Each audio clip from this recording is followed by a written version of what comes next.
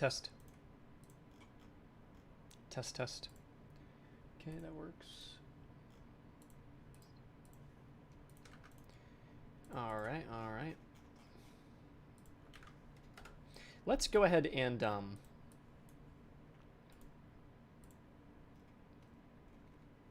we go to 6?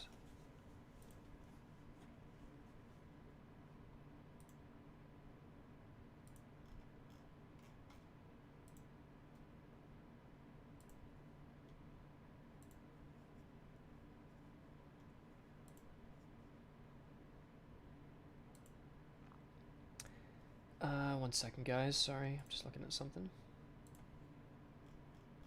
Trying to find the chat. Hello, Thud.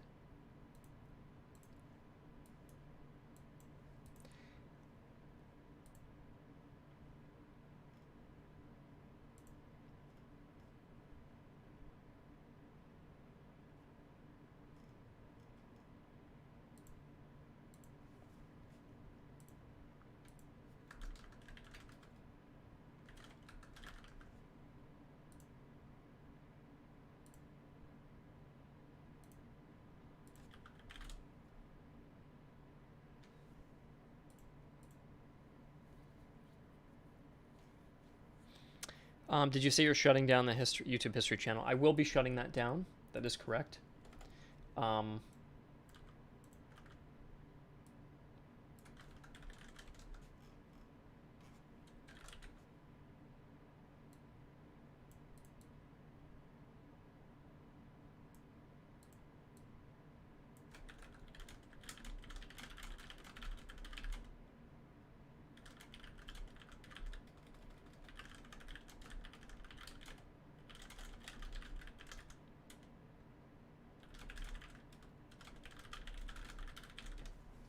Go. 1 second.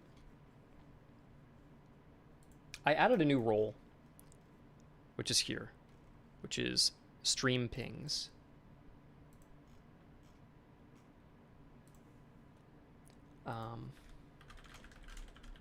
And this way I will ping people if there we go.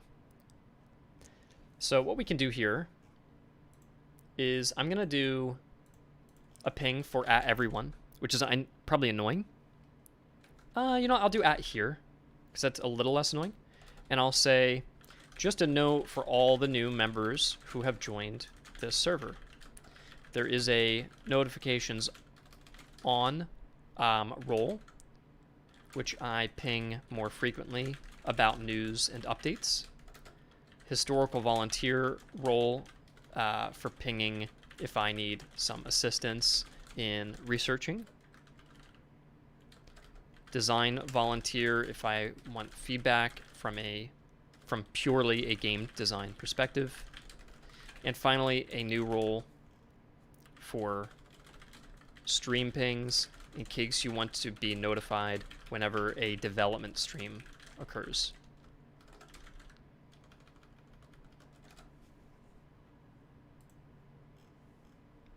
And then I can also say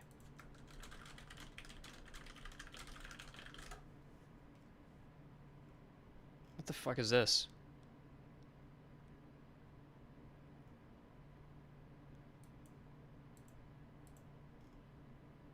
What the hell? Why did it just write back all that crap? I don't know why the hell that happened. Okay. Well, anyways. Yeah, shutting down the channel. I did address that in the last stream. And by the way, in today's stream, I just want to focus mainly on just getting my balancing work done. So I won't be answering a lot of questions. I know people want to ask me things and ask for bug fixes and ask for all sorts of things, but I won't be doing that today. I have a lot on my plate because we're about to put the next update out in like a week. But yeah, I am shutting down the channel. I'm primarily doing it just to focus on game development because it is a full-time job, and trying to maintain 2 full-time jobs is difficult. That's like the short answer. The long answer is that the views have been down for quite a while, and if you have low views on YouTube, you can't get anywhere, right? Because you need, if a video is free to watch, you need millions of people to watch it in order to make any money off of it. You know, if people paid $10 per view, then you only need a couple thousand people to watch, right? But if people are watching for free, you need 1 million views. If you're going to pay, I don't know, $4,000 or $5,000 on animation, which is not even that much, by the way. And that's just become more difficult. Just for full transparency, during like COVID, you know, you would get sponsorships for channels the size of mine, getting the views I got for like $18,000 in a video. And we might spend like $8,000 on production, just on making that video. And so that's still a decent profit margin, but you can see how expensive doing the animation is. And then you have your manager costs, and you have all the different directors and myself and everybody on their salaries. And there's still not too much of a large profit margin, just because the operation is a little big, maybe too big, honestly. And that's also the third reason as to why I'm shutting it down, is I have just too many things to manage. I can't keep track. You guys are giving me a shit ton of feedback and all these things, and how am I supposed to keep track of everything you guys are saying when simultaneously I get the same amount of feedback on my YouTube channel, and I can't implement both at the same time. I'm only one person. And then I have no time for a personal life too. So I think that is why, those are like the 3 reasons, just time, money, and interest. And all of those things align in a way where it doesn't make sense to do the YouTube channel. I don't have the interest anymore. I don't have the time anymore, and it's not earning any money on it. So it just doesn't make sense. Not that everything needs to be done for money, but when you have an animation studio and you're paying people salaries and you don't have enough money to pay them out, that's a problem. And anyways, you'd be getting like $18,000 on certain high level sponsorships around 2020, 2021, 2022. As of 2023, it started going down. In 2024 and 25, you know, a sponsorship might be between a $3,000 offer and $6,000. But if you get a $3,000 offer and you want to spend $8,000 in a video, that obviously doesn't make sense. So now your video costs are down to like $2,000 per video or $3,000 per video. And then the costs get lower and lower and lower, and you fire more and more people. And then it just doesn't, there's no profit margin at all. Anyways, I know this is a development stream, but I want to go over this only because in the last stream, I offhandedly mentioned I was quitting and never even explained why. And I figured this is maybe a transparent way to just say exactly what's going on. I have nothing to hide about it. And, you know, I've been doing the channel for like a decade, so I might as well actually explain. It's a big enough part of my life, and I'm sure many of you who played this game or found the game found out about it because of my YouTube channel. I'm sure some of you also just found the game without knowing that I was a YouTuber. But the YouTube channel, it's expensive doing a big animated history thing, and it just doesn't work. And I've covered, the fourth reason I would say as well is I've covered every historical topic I'm interested in that will also get views at the same time. You know, I could cover like the Charleville musket, and that's not going to get any views, of course. So I'm sure that there could be some subjects I can cover, but they won't get views.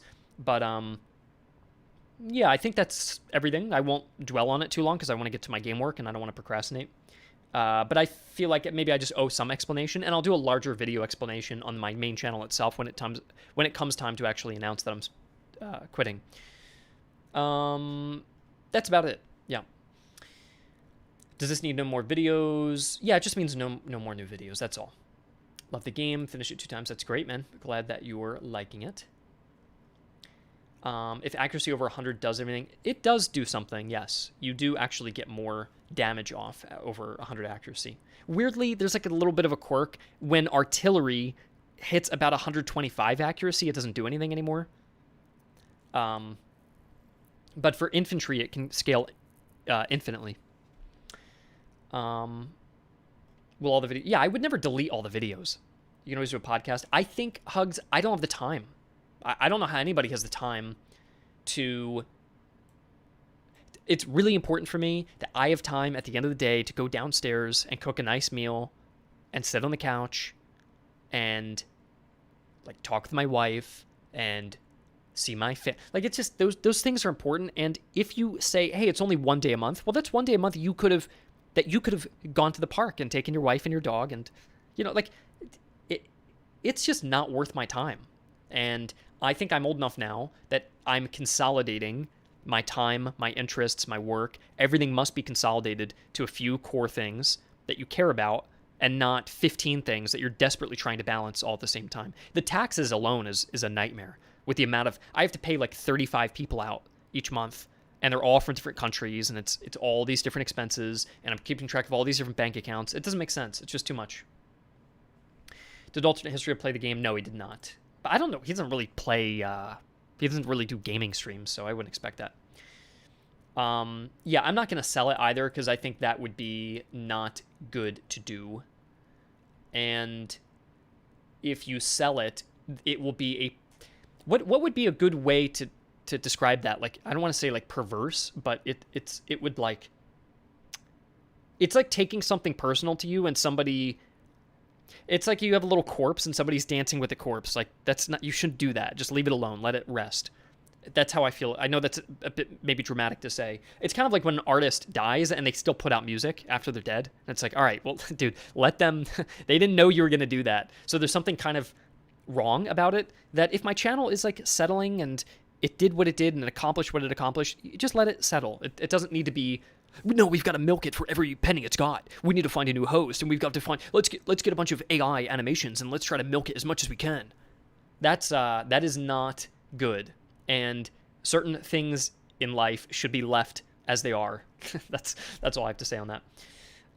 Yeah, I would like to have a family soon as well, and I don't think I should be doing too many things at once. And if I do, I'm going to be bad at everything.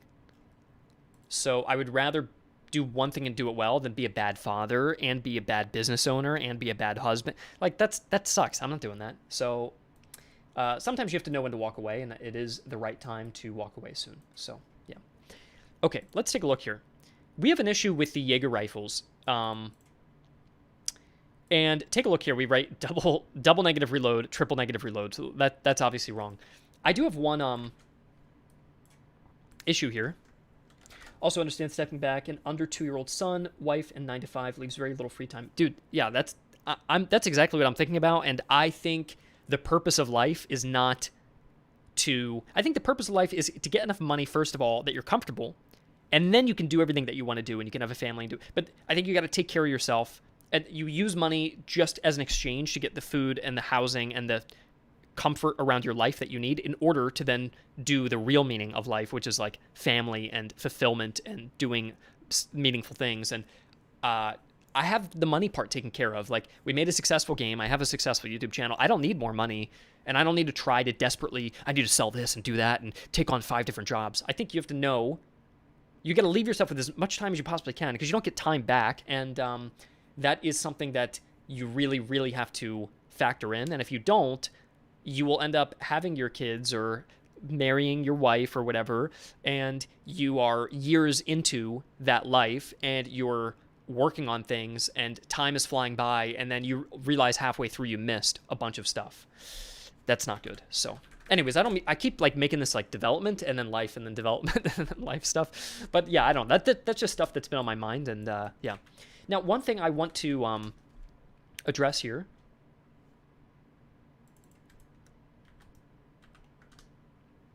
Yeah, I don't need money, I need sleep. Yeah, that's right.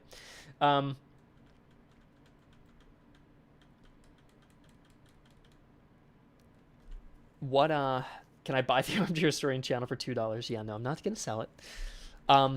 Here's one issue I have that I'm curious what you guys think of this. If you find an excellent Jaeger rifle, excellent quality, it might say that it's bad at melee and charge, but your melee charge is a 711. That's not that bad. You may also find, though, another weapon that doesn't say that it's bad at melee or charge, right? It doesn't even say that, so it just says it's bad at reload. But its melee and charge stats are way lower, like that, as like a baseline.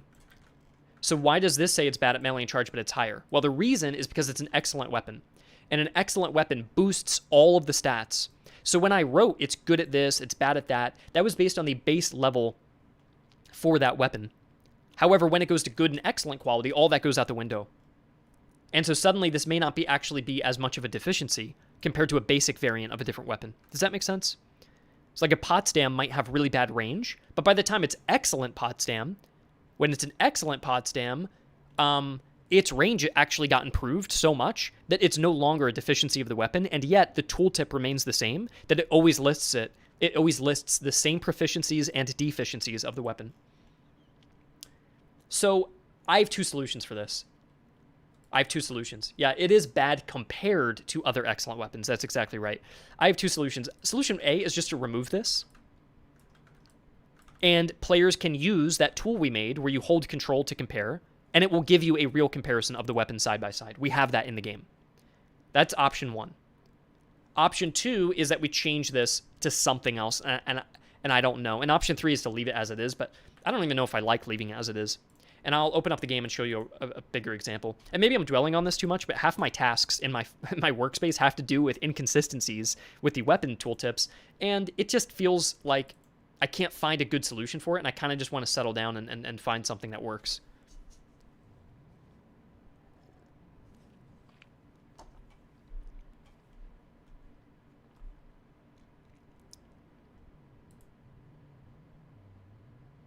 This is all getting changed. Look, isn't that cool? We're doing a new... oh, that's neat. It's a work in progress still. It's broken, but you've got like your difficulty presets. And now you won't forget, because sometimes you click new campaign, you hit start. Oh, I forgot to pick my difficulty. Now you hit start, and oh, I have to pick my difficulty. Well, I want to play on general. And then do I want historical enemies on? Yes. Do I want Iron Man on? Yes. And then you can play. That's nice and simple. So, yeah, I think that's better. It's not done yet. That screen is a work in progress. There's a bunch of missing translations and shit, but maybe you could have the bonus stats on the weapon from higher quality be shown, like a green section with bars. I don't know. That might be a bit confusing. How about listing a weapon's focus? So it'd be fast firing or melee focused. Yeah. That's what I used to have, Agathor, is I used to just write a short blurb about what the specialty of that weapon was. Which, by the way, it seems like I'm not going to be able to go in-game because that new menu is still in a work in progress, which is broken campaign. Maybe if I go directly through campaign, like this. But yeah, it could say, like...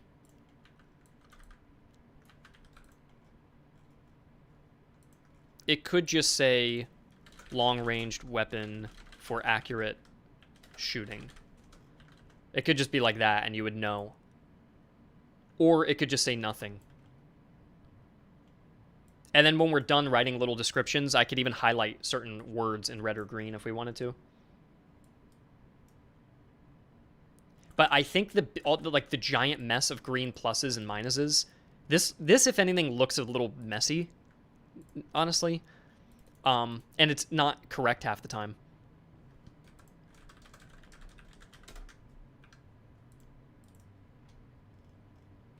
Because look, like, the noise stat says it has bad reload, right? Bad reload. Well, its reload is 40 seconds.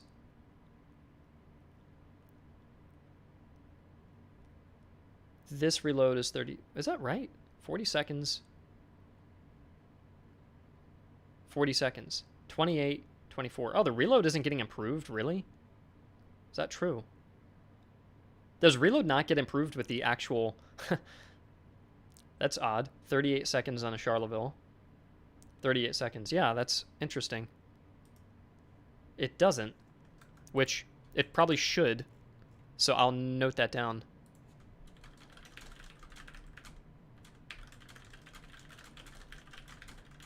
In fact, this is actually probably something I can do. It definitely should be getting improved, which I kind of feel odd about it because people are already getting the reload times down to 1 second. So if I make it even better, then yeah, I don't know.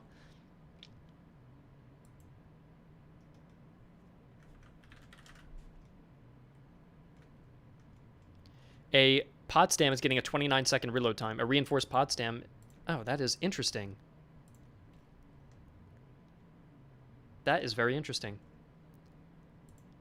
If it's good quality, it should be shaving down 3 seconds. Well, this is going to be a pretty big change. Actually, it should be multiplying. This is what it should be doing. Multiplying by 1.15 and multiplying by 1.35. So this is just a mistake. And what you're supposed to do is multiply that by... how do we do that again? I forget. On Google Sheets. Aha. There it is. You can make the base stat worse? I could... You know what I honestly should do, Alex, is not make the base stat worse. I should probably take those damn doctrines and items that you can get that give you like a plus 15 reload on an item or a plus 20% reload on a doctrine and ease those fucking down. Those things are so extreme, like especially the doctrines that are like, take 20% reload on all of your units. Like 20% on all of my units. All 20 of them get a 20% buff. Okay, so that's like giving a plus 10 item to 20 units.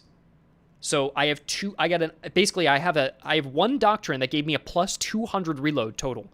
That's like having 20 different items of excellent quality in a single doctrine. Well, that's a bit nuts, right? So that to me seems like the thing I should probably dial back and actually make it so these good weapons are actually doing something here. Okay. So it takes firearms that, and we want to look at F3 and multiply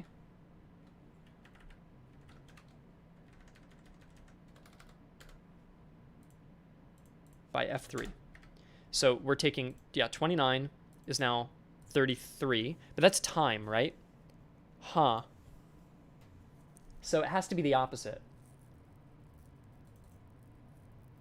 It has to be, okay, ignore my bad math. Or 1, that's just 0.85, right? 0.85 is the opposite of that. And then what is this? 35. So is that 0.65? Well, let's actually think about how much we want to reduce it by. I would say you should get a 30% buff on an excellent and maybe a 15% buff. That's what it is here. I think that looks good. Okay, so now your firearm goes from a 29-second reload to 25. That's a pretty big buff on just a good quality, right? I feel like it should shave off just a little less time. Like 0.9 and then 0.8. Maybe that's a little better, right? And then this should round. Fuck, how do you do rounding again? I hate Google Sheets. I think what you have to do is equals round and then put this in parentheses. So that's 26 seconds. So 29 to 26. So it's giving you 3 seconds for the upgrade. I think that's appropriate. Gosh, this is going to be a little annoying, but that's fine. So let's go fix this.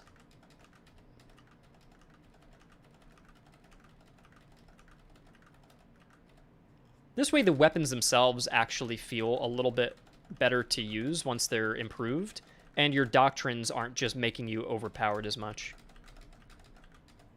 So the difference between, let's see, 20. I can, I don't have to go this extreme. I'll take a look at it again in a second. Just give me one moment to I'll plug in all the numbers, or sorry, plug in the formula. And then once the formula is plugged in, it's very easy to change out the number. Fucking hell. And I'm going to get a note card out, and we're going to write down everything we want to do. The other thing I want to do today, which is a little bit nuts, is I want to see if we can make artillery different and do another overhaul to it again. And I know people are going to hate me for it, but I might do it. But it's going to take a while, so I don't know if I can achieve it today or not. Okay. So the difference between a basic pod stam is 29 seconds versus 23 there. How do you guys feel about adding, now that it's going up in quality, what if we did add 1 second to the base reload time to compensate for this? What do you guys think about that? Just 1 single second on base reload to compensate for now that you are going to get a better reload time overall by the excellent quality. Because normally an excellent pod stam would be 29 seconds still. Now it's going down to 23. So what we could do is, yeah, what do you guys think of that before I make that change? Just 1 second.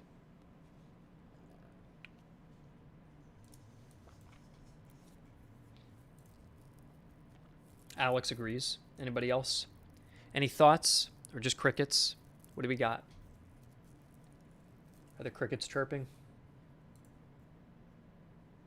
I think the crickets are chirping right now. Let's try it. Why not? Yeah.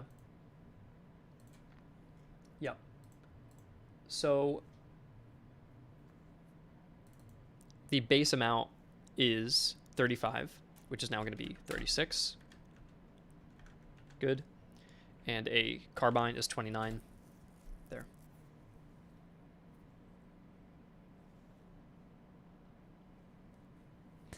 Which the carbines I feel like are a little powerful as it is. I feel like they reload so damn quick that I'm somewhat tempted to actually go 30 seconds for them.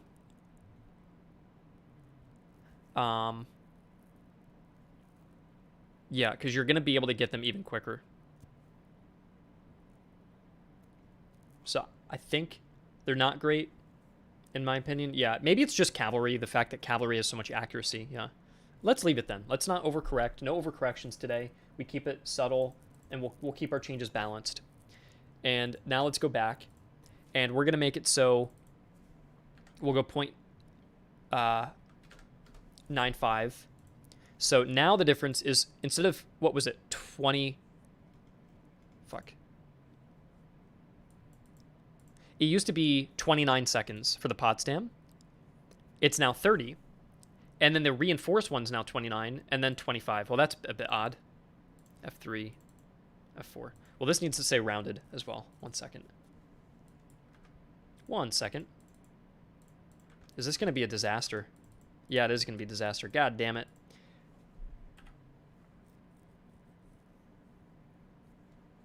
Let's do round. Fucking hell, that's so annoying. Oh, equals round. So it's going to break all of these, but I need to just add the equals round onto all of them. And then we're going to add parentheses onto all of them. I think there's a faster way to do this in Sheets, but I don't know what that is. Because if I just start copy pasting, it automatically moves all the cells down to compensate, and I don't want that. Can't you drag the math like in Excel? I don't know. I'm not a big Excel guy. Like, what do you... I don't know how to do that, honestly. I'm just going to add round in and then just add copy and paste the parentheses in, and then I'm done. It's not that much work, but I know there's a faster way to do this. Maybe you could write it to me and I can learn what it is for next time. Because by the time you write it to me, I'm going to be done. And then all I have to do is put these in parentheses. Fuck. Okay, maybe I won't be done. Fucking hell. I hate this. Light infantry is so powerful. Yeah. I think you drag in the right down corner.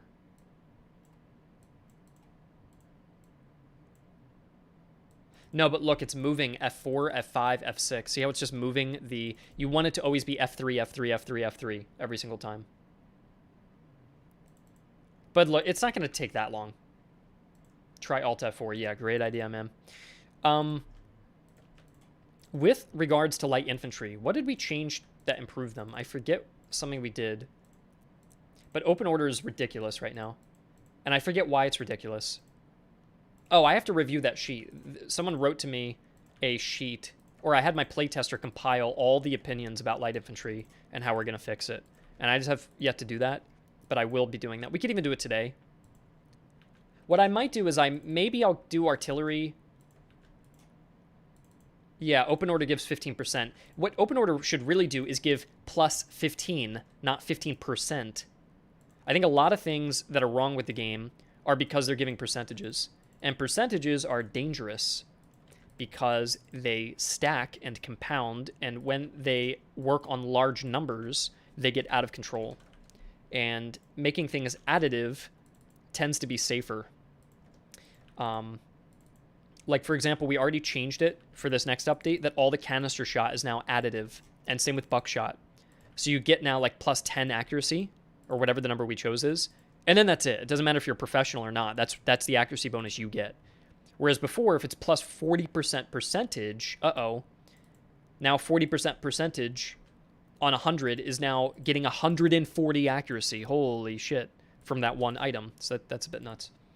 Change F3 to F... well, I'm already done. To fix the changing cell, you need to change the formula to F3 and then drag the formula, and we'll keep referencing F3. Okay, I get that. I get it now. That makes sense. I've done that before. I already finished it, so next time I'll do that, though.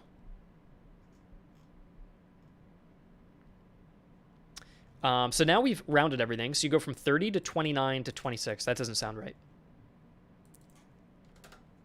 How about this? From 30 to 27 to 26. So that doesn't sound right.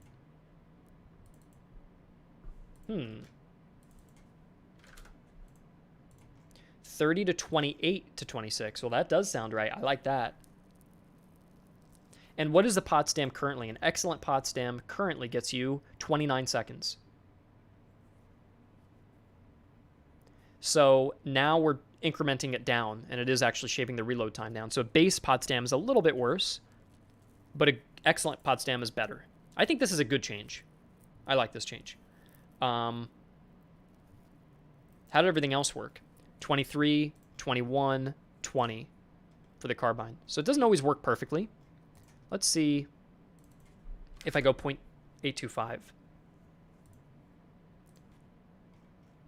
30, 28, 25. It doesn't really work that well. Let's try 0.83. We want to get this to what, 26? It's not going to be perfect regardless, but that's okay with me. It doesn't have to be perfect.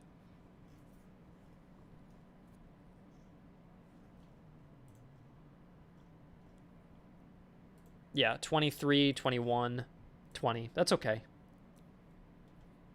You know what else I could do, though? I am being dumb here.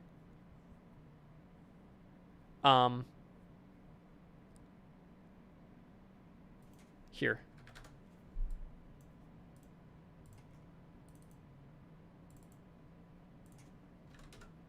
There. All right, now let's use what you just told me. So how do I do this again? Change this cell reference. You'll need to keep the formula from F3 to now be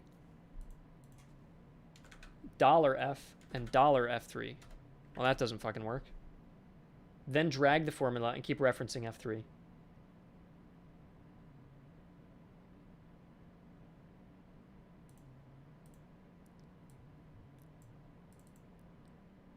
And then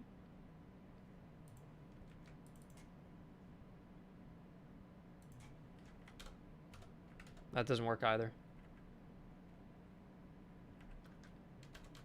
Like that, that, like this. Uh-oh. F3, F3. Well, they're all F3. That's good. Why is this not working, though? Mine is F3, which F3 is 2. So 30 minus, yeah, that is correct. How is this -2? It's taking the Neustadt carbine. What am I getting wrong here? You guys tell me. Firearms F15.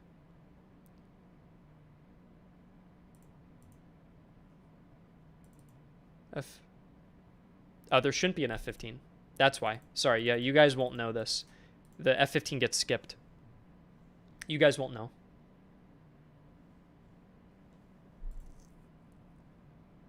It should be F16.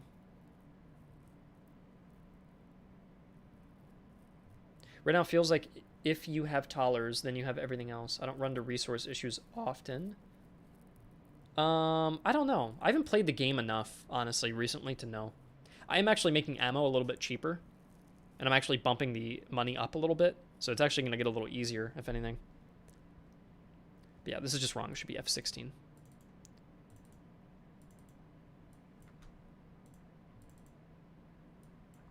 Oh, gosh. I'll know if it's a negative number then.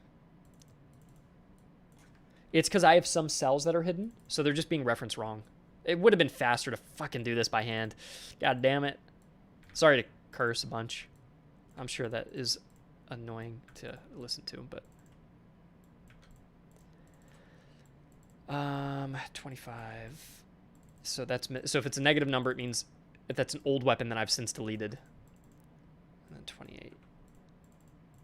29. There we go.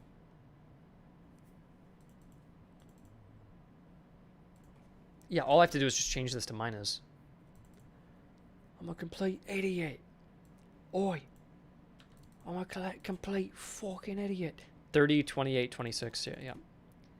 Because why are we using multiplication? Why don't we just subtract 2 and 4? That's all we changed this to shape down reload time. Any news on when the next patch is out? The next patch will come out at the end of next week, most likely. And I'm hoping it doesn't get delayed any further. I'm going as fast as I can, though. The thing is, it's better to have a big update where we can address a lot, rather than lots of tiny updates where we're just frantically trying to rebuild the game over and over again and fix things on a case-by-case basis. That's nice for hotfixing if something is seriously wrong, but I think we're in too deep with this next update, and we didn't create a separate branch. So if we pushed our work now, it would also include all the other stuff we're working on, just because we didn't create separate branches. But yeah, we're playing the newest Paradox game, guys. This is the newest Paradox release. Take a look. I think you'll really like it. And this one's called Spreadsheet Simulator 4. So that's what we are playing at the moment. Just doing some gaming today. 30, 28, 26. So yeah, now what we'll say is probably under item changes.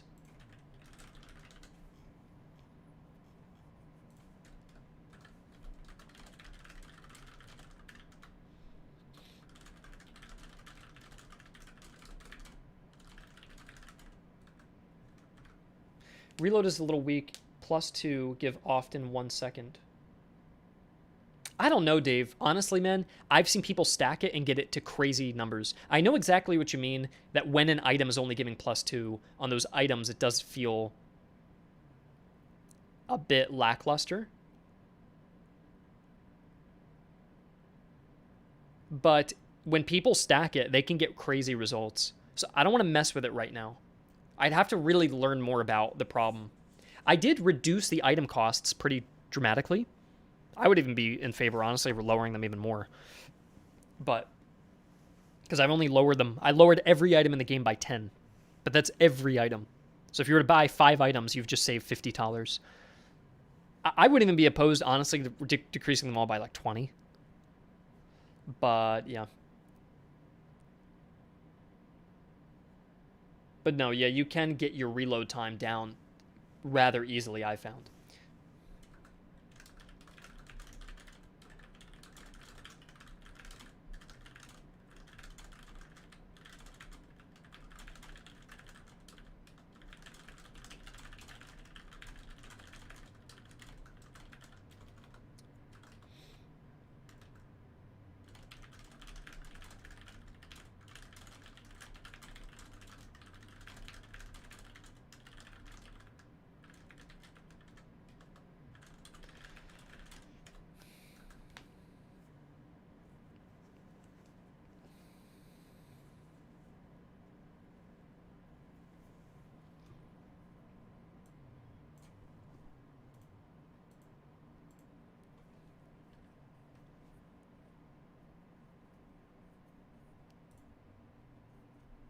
Okay. What do you guys think about just writing little blurbs then on the weapons?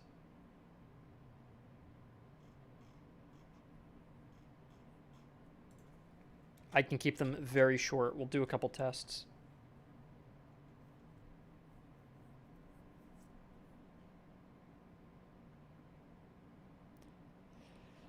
By the time you're able to deal with the Act 2 standing armies, the run is over. Why is the run over? You mean you become too powerful?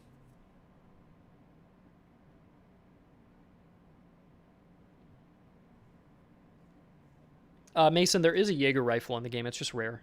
It is just quite rare.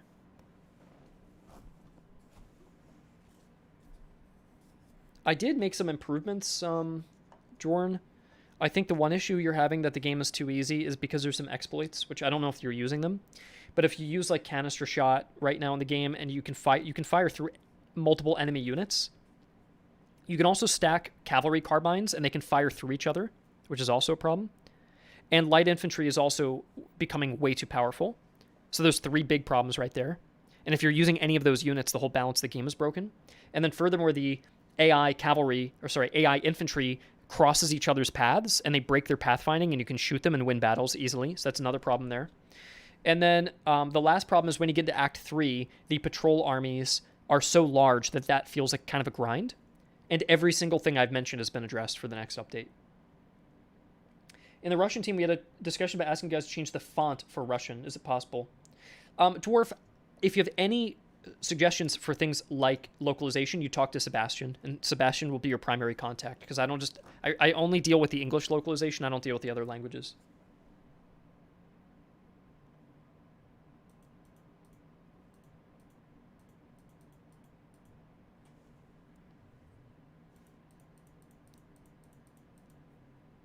Is light infantry in front of canister an exploit? Yeah, that's also an exploit as well. By the time you get doctrines from Act 2, yeah, I do agree the doctrines have a massive problem. I think the doctrines need to be toned down. You know what I would do? Let me know what you guys think about this as well. I would probably tone down the powerful doctrines and then take the ones that are boring and give them like a secondary bonus. So this way, the shitty doctrines feel less shitty and the overpowered doctrines feel less overpowered. And then everything just feels generally good. I think that's a better solution that I would prefer. And I wouldn't mind, this might be controversial, I wouldn't mind throwing a few more negatives on doctrines. So that you're actually trading efficiency of your army in certain ways for other things. Like if you want the reload time, well, you might have to give up the melee. Or if you want the artillery focus, you might have to hurt your cavalry a bit. Or just like maybe little tiny debuffs here and there. Not for everything, but just so that you don't create a super overpowered army with everything equipped at once. The reload already takes away 5%. Yeah, exactly. That's what I mean. Like things like that are good in my opinion. Most of it already does that. Then it probably wouldn't need to get changed then.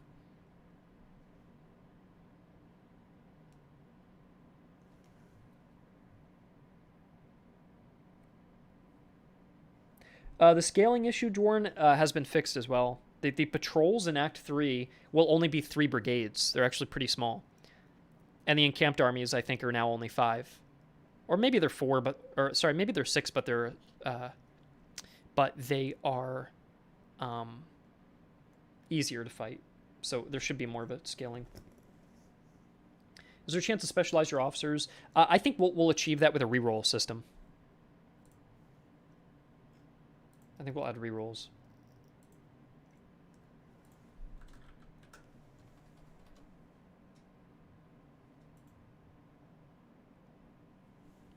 But yeah, let's take a look here.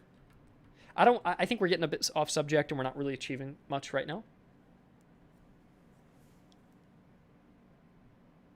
So I'd like to just continue with what I'm working on, I think.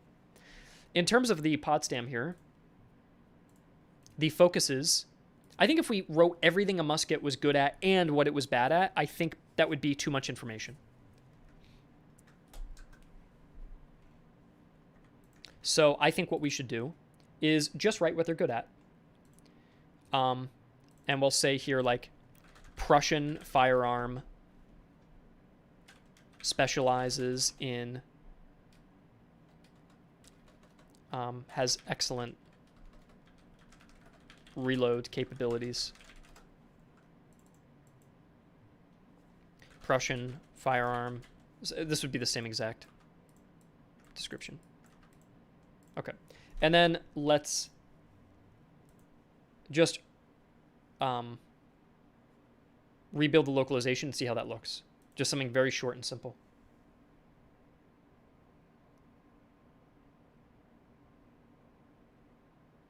That's interesting, Nate.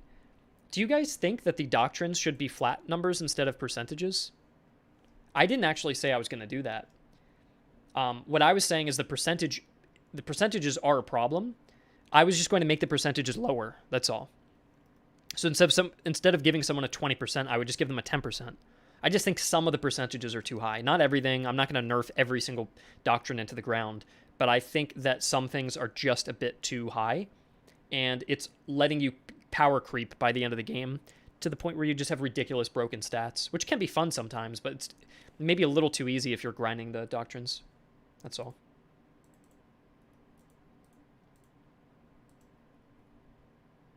What, do I have an error? Oh, it's reloading. Percentage is good, yeah. I don't mind keeping the percentages. It'd be a lot of work to change it at this point. So, I don't know.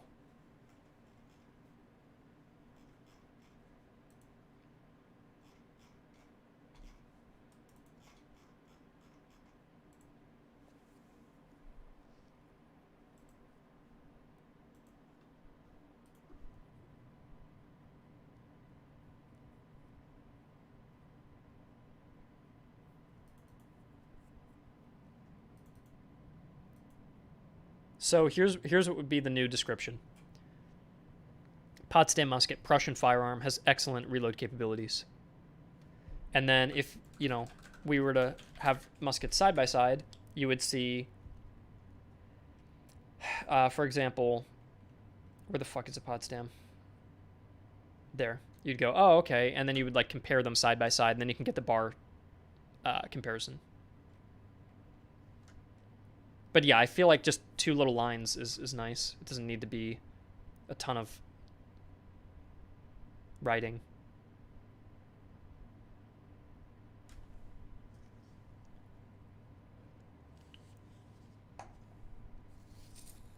I think simpler the better. Do you guys like this? Is this okay compared to this? I know the range reload thing is helpful, but it's not necessarily accurate sometimes, especially when you start getting to the good and excellent qualities. Have you seen the spreadsheet about muskets posted on the Reddit? I have not. Is there a big problem someone's posted? I don't check the Reddit, really. I know there is an active one. Oh, geez.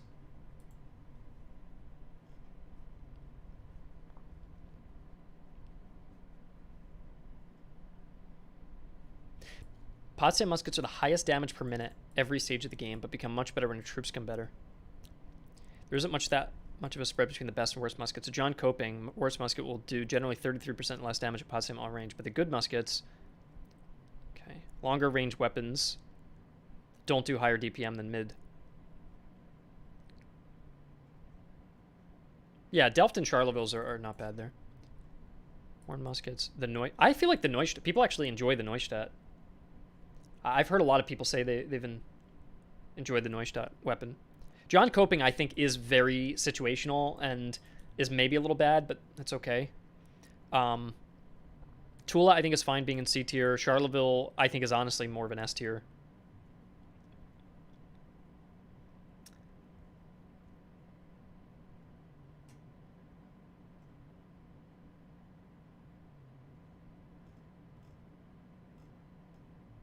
But yeah, this is pretty cool. I don't think I want to change anything. I do like as well, and sometimes in games when, Jesus, this guy did a lot of work. Oh my gosh, that's nuts. 1 million score run on the Frycore. That's funny as hell. The Reddit is quite active, isn't it? With 64 upvotes, 24 comments. It seems like it's quite an active Reddit here. That's cool.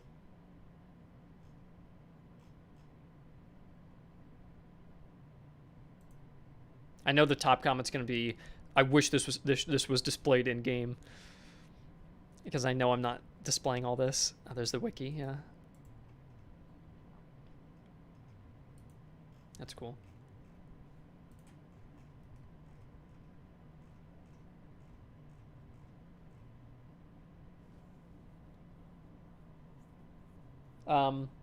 Anyways, let's continue.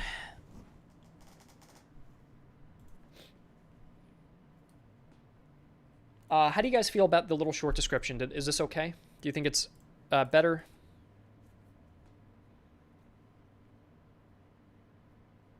I think it is personally. I don't like the pluses and minuses because they're not accurate. They're not correct half the time, and I think that's a problem in my opinion. I don't think we even need to really color code anything in the description. We could look into that at the end. It should have the highlights. I could do the highlights. Like I could do you want like reload is the thing it specializes in, so maybe that gets bolded, right? So you can just eyeball it and know that's your reload weapon. So I'll highlight it and show you what that looks like. We'll reload the script and then I'll share it with you.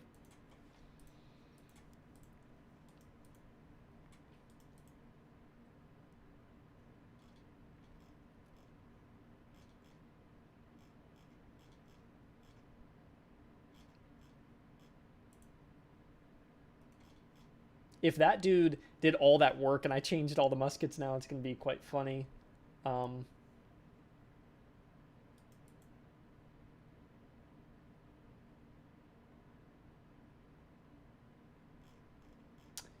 What's it called?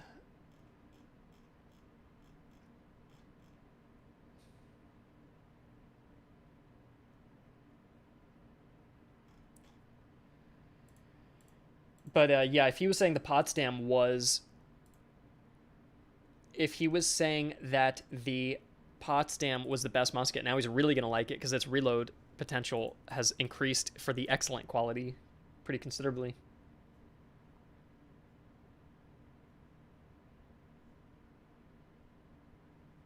Yeah, there's some weapons that state plus plus plus, but have the same stats that are worse, or that just have a plus. Yeah, that's a problem to me. I'd rather just give it a little description about what the weapon specializes in, and then that's it. And not confuse people with the pluses.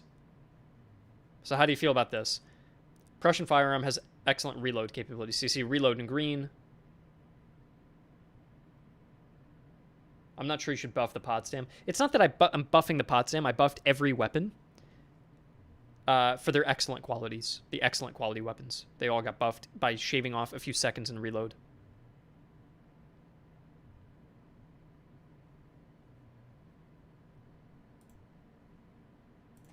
All right, let's do it this way then.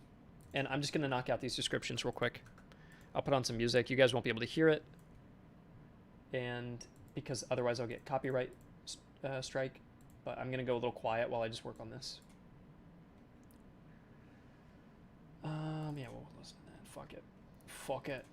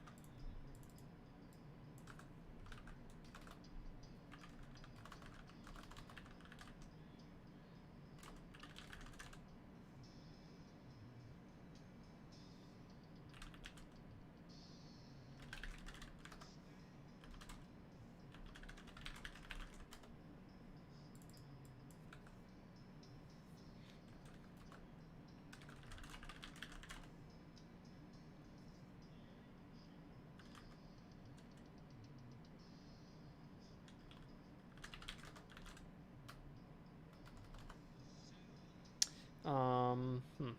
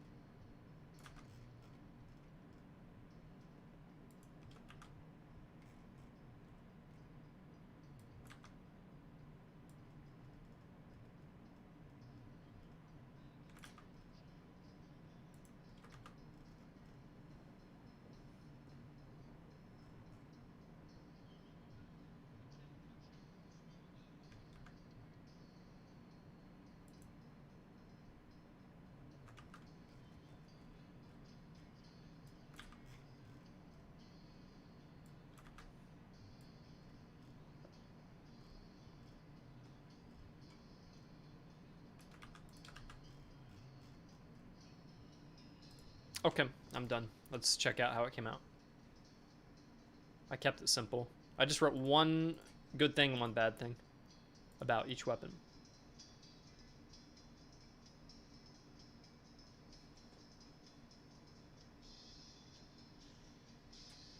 Charleville should mention accuracy too. Yeah, it could. I think what I want to do is I just want to write one good thing about a weapon and one bad thing.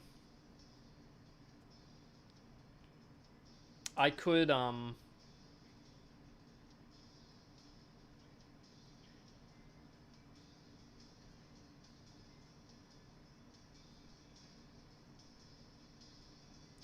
pretty sure with the cavalry swords they're all missing basic. Yeah, I could check that out.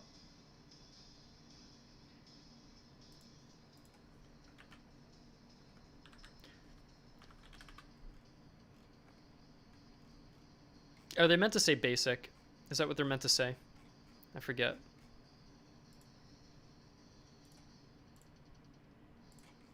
Yeah, they are. Okay.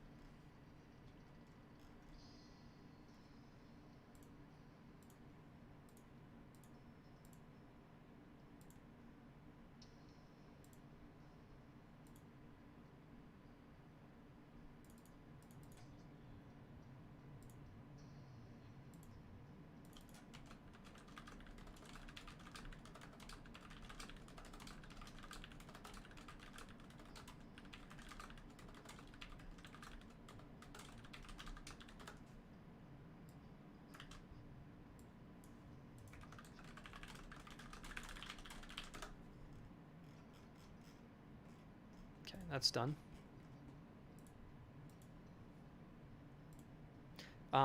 Here's the new descriptions. So if you got a couple weapons, you would see like French firearm, great range, poor melee. Okay, excellent melee, poor range. So these are like inverted weapons. That's pretty easy to read. Superior accuracy, poor range. You just get like a quick thing about what the weapon is. Do you guys like that I just did one positive, one negative for just about everything? Or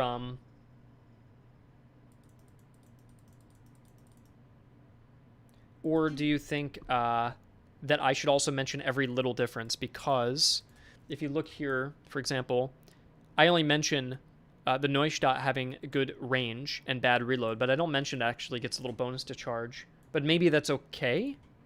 Maybe the player just has to look into that? Or do you want me to mention every little thing?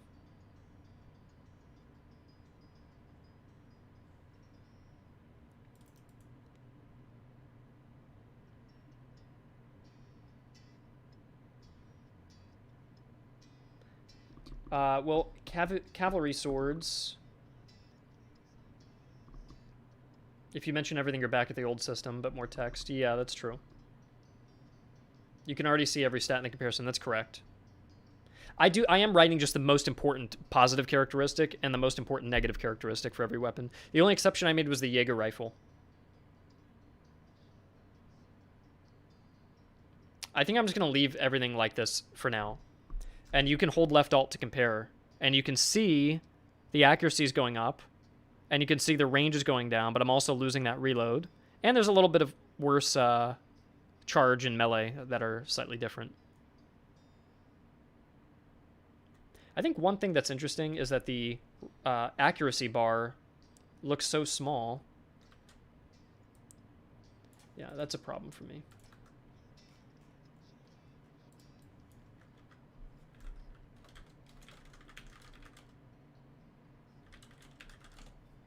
Let me also just check something. That's good.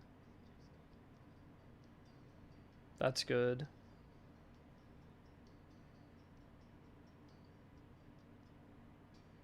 Wow, 22 melee. That's nuts on the John Coping there. Compared to like 6. So that's a big difference.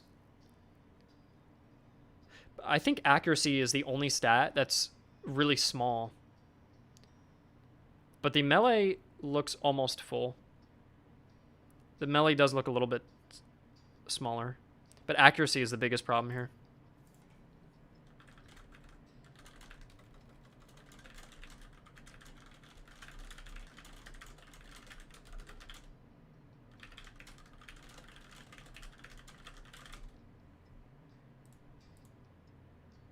What is the highest accuracy weapon I've got? 42. So we should say it should be out of like 50. Just so there's a little buffer in case we ever increase the amount or lower it. But yeah, Jaeger 3 is a 42. We could even say out of 45.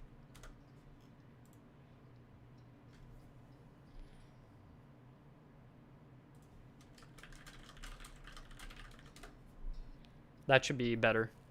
And it'll make, when you're comparing like the Potsdam to the Charleville, it didn't seem like much of an upgrade. But it is getting 5 extra accuracy, which is something. And it doesn't really show up as much. I will not do lances. They just won't be in the game. And then you're saying... Someone said something about the swords are not balanced as well as they could be. And I'll take a look. The sabers. You said the Dragoon saber is the best. It's an 8-8 compared to like a Hussar one, where you're dropping 2 melee attack but gaining 2 charge.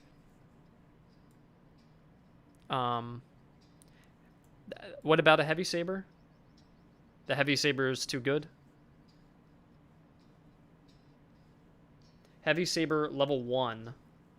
Well, there is only one level of heavy saber, no? Or are there 3 tiers of heavy saber? Oh, there are 3 tiers of it. Okay. Level 1 beats some of the level 2 of other swords. Yeah, these are special swords. The heavy saber, the basket hilt, and the plash are special, and they get their own 3 tiers. So these are just superior to all the other weapons. They're just meant to be like rare, special swords that you can find. I could make them more expensive, if that's a problem. Like, let's see here. A heavy saber costs 310. And you're saying it beats a level 2, let's say, Cuirassier sword, which is only 190. And let's compare the stats. You're getting a little bit better melee damage and way better charge attack, and you're paying about 100 extra. So, I mean, I don't know. I could make the specialty swords cost a little bit more.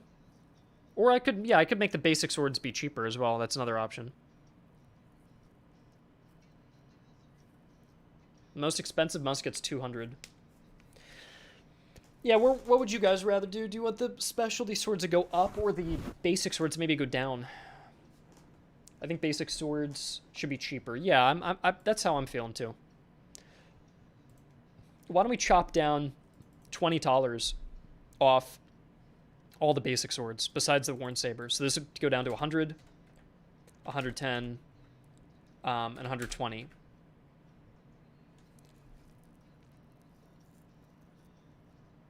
I think 100 for a Hussar sword sounds pretty nice.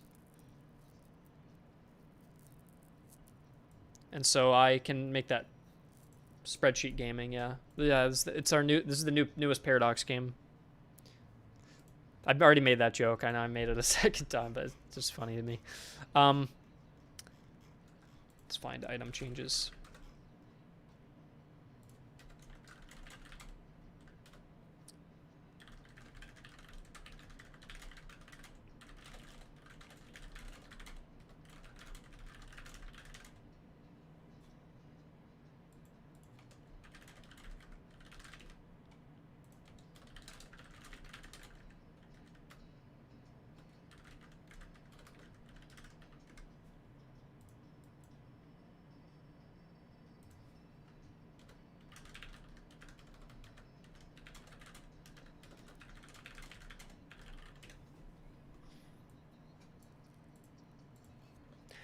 I also need to undo a couple.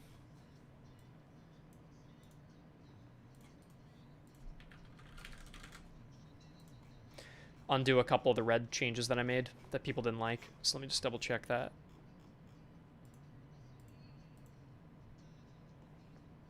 Yeah, this was fixed. So I already undid that. Just to explain what I did, I asked you guys on the last stream if you thought the field armies were too strong. People said no, and so I was going to make them weaker, but I undid it, so I didn't change field armies at all.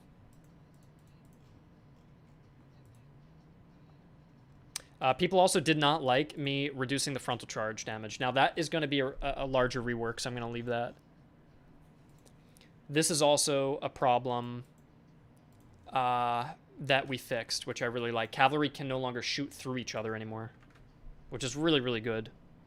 That's been fixed now. So that means when I looked at the cavalry accuracy and reduced it by 40%, let me just check what it used to be.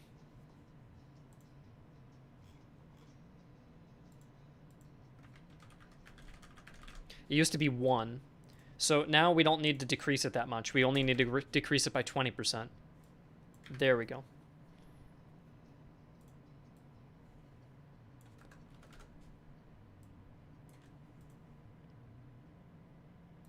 And that I'm happy about. And then under battle changes, we're going to put in and say, why don't we go test this as well? That cavalry can't shoot through each other. Let's just make sure that's working.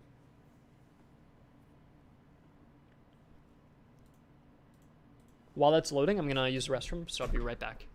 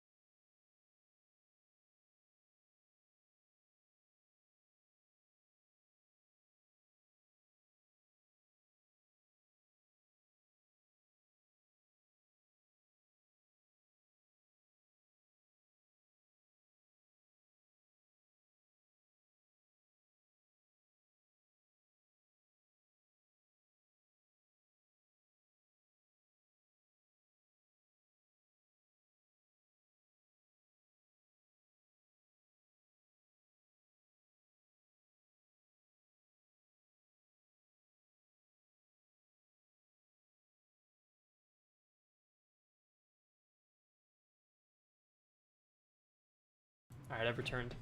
So we're going to make sure that cavalry can't shoot through each other anymore.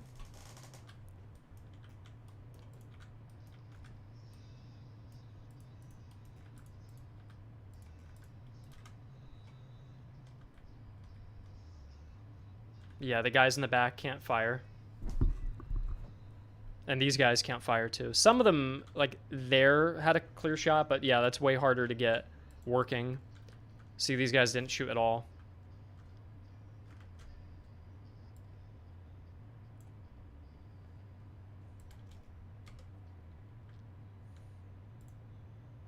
So that's working.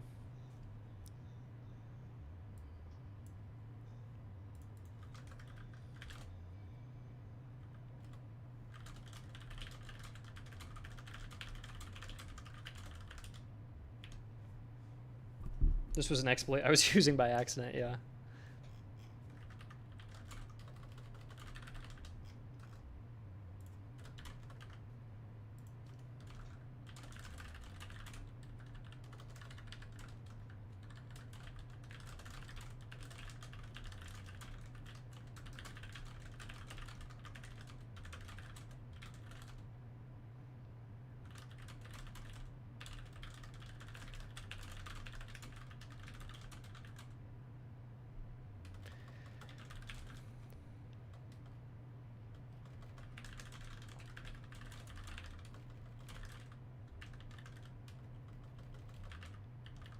Fuck, I can't spell deficiencies. God damn it. There, I think that's it.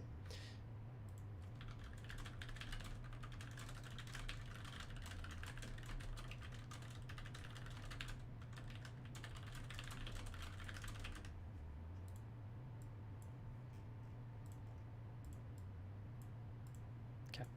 The other thing we have to do that I forgot about is, first of all, we need to go tell localization that we changed this. And then I have to change all the swords.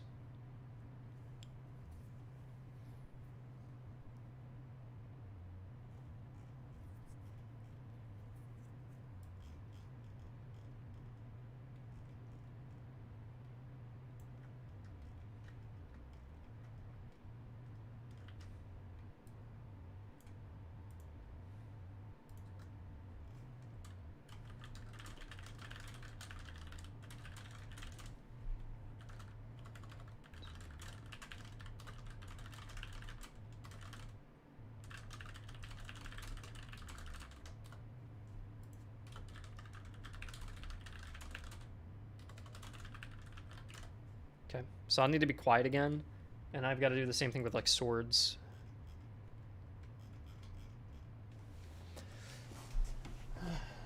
Really hyped up for the beautiful mess known as the Reichsarmee. Yeah, they're pretty cool. I'm excited for them too. I think it's going to make the game feel a lot more complete. Especially because someone here just mentioned they just realized they can face multinational patrols. That'll happen a lot more often if you're facing up against the Reichsarmee. They've got presence all throughout Germany, so they are going to end up bolstering. You know, you normally just fight France on their own. Now it might be France with the Reichsarmee with like a Saxon contingent or something, and they're going to have a 38 unit roster. So there's just so much variety now that should add. And that's in addition to all the other unit trees that are going to be reformed, and that's for next month, by the way, not this month.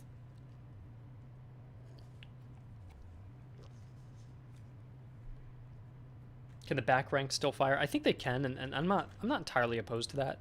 Let me just double check if they can. Yeah, they still can. I'm okay with that. Like infantry, the first 2 rows can fire. With cavalry, it's like 3 rows that can fire. I think that's fine. It's just the issue when you stack multiple cav. And I also reduce the damage on the cavalry, and I'm reducing the damage of buck and ball as well, so it should make them a lot worse, honestly. Something I do want to go change real quick is I would like to change frontal charges. That's it.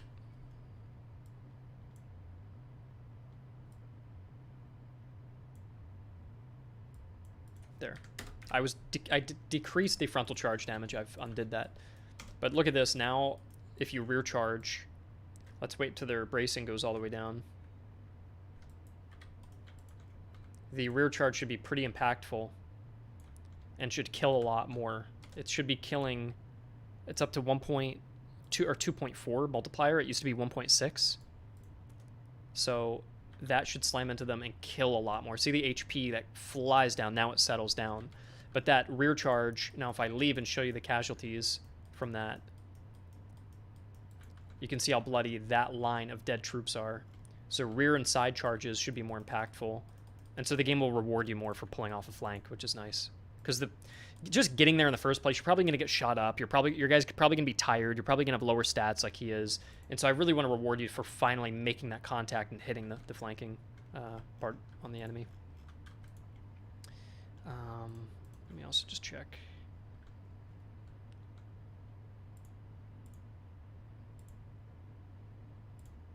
Okay. Who's going to be the commander of the HRE? I think we put it in upcoming changes. You can check there. I don't actually remember his name off the top of my head. Something really basic, like Frederick William or something like that.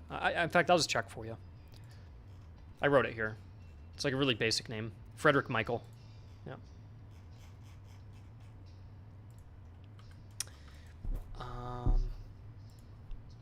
What else did I want to change? I got to do localization real quick, so just ignore me for a little bit.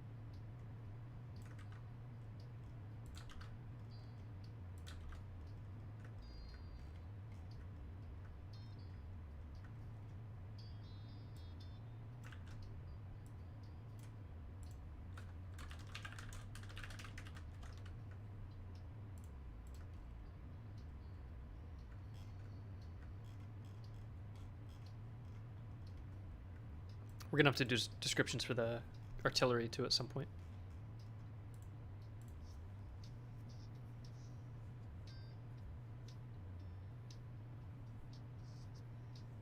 Not had a chance to play MOC, much just the Frederick Part 1. Super pissed off about that. But can you make a UI change formation? Buttons get covered up by the on-mouse pop-up. Can you pop up the right side? I'm not sure if I've seen the same issue. Like, see, it pops up on the right side. I'm not sure what you mean. Like this? Is this a problem? This is kind of a dumb tooltip, honestly. This giant explanation of how morale works. When I feel like when you hover over morale, this should just tell you what morale percentage you're at and not give you a whole lesson about what morale is. But I'll work on that later on. Is the Santa Cruz item working in open order? It doesn't show more accuracy with the Grenzers. Yeah, I'm not sure. I'd have to test that separately. I'm not going to focus on that right now, but that's a good point. If you made a bug report, keep it in the bug report channel, and it means we'll get to it eventually. Are the new lines in the descriptions important and should be kept in the translation, like new line equals when text goes to new line without reaching the border of the cell, hit enter? Good question, Dwarf. Good question, actually. What you basically want to do, it's not a huge deal. It really isn't a huge deal. What you want to do is you just don't want a single line to go really long like this. Notice I'll hold Alt-Enter and just try to chop it so it's roughly in line. It doesn't have to be perfect, but essentially if this thing went like this, it would extend the tooltip all the way there. So I would try to fit it in a box if it's possible. Again, it's not a huge deal, but it's just going to make the tooltip look a little uglier if you don't do that. Certain words in Russian might be different and everything, so I don't mind how you do it, though. It's the description, not the stats. Yeah, I'm not sure. What else do I want to get done right now? I mean, the formation on the bar, the pop-up describing the perk, covers the button by 50%. Like this. Yeah, I can see how that's annoying.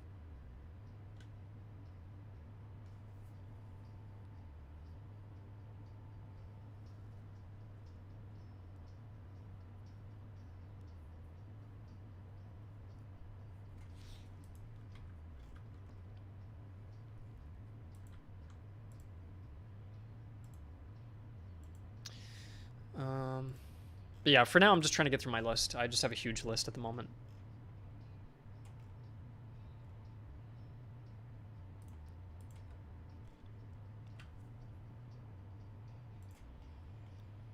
The other thing I want to test is, can light infantry fire over other light infantry, which shouldn't be the case. Or they shouldn't be allowed to, I mean.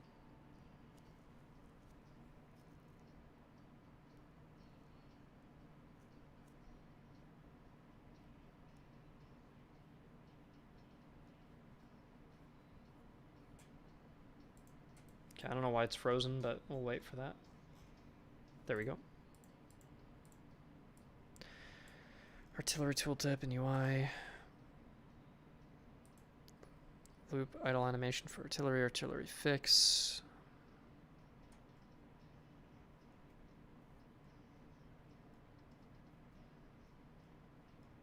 Okay, I'll ignore this for now. What did I want to change or take a look at? I wanted to review light infantry. Okay.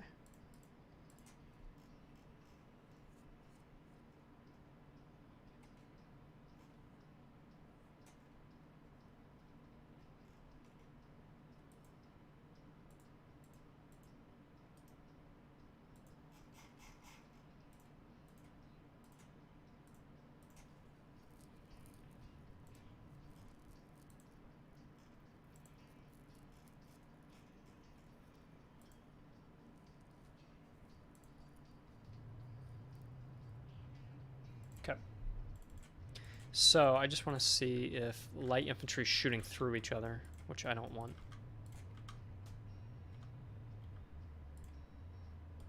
Were they able to before? Was this a new fix? Does anybody know? I just don't remember off the top of my head.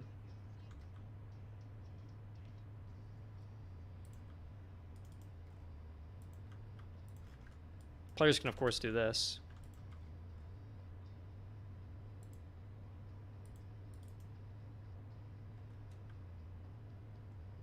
Do a little like fire and retreat move.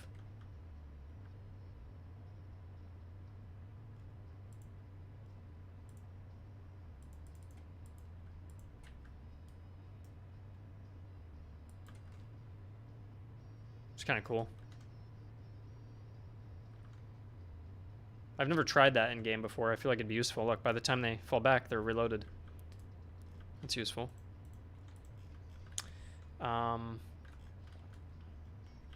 How many lines fire in open order? I think it's 3.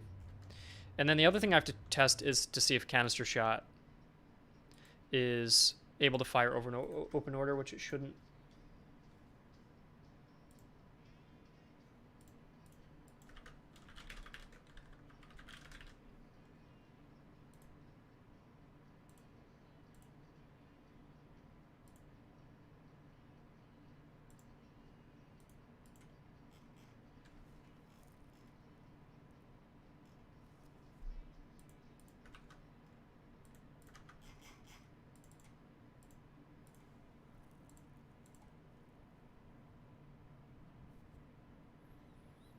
Yeah, you could put them right behind the 3rd line. That's right. You could do that. Just depends what scale you're playing on as well.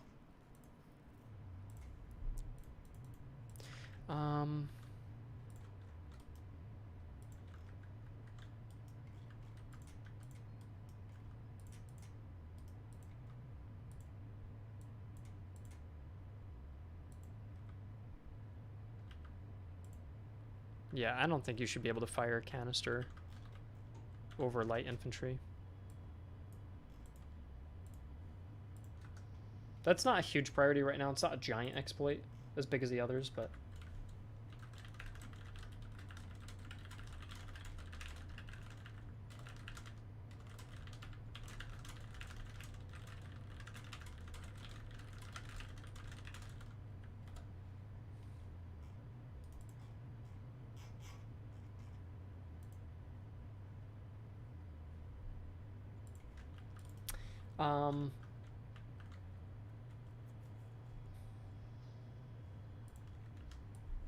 I also just want to check on something.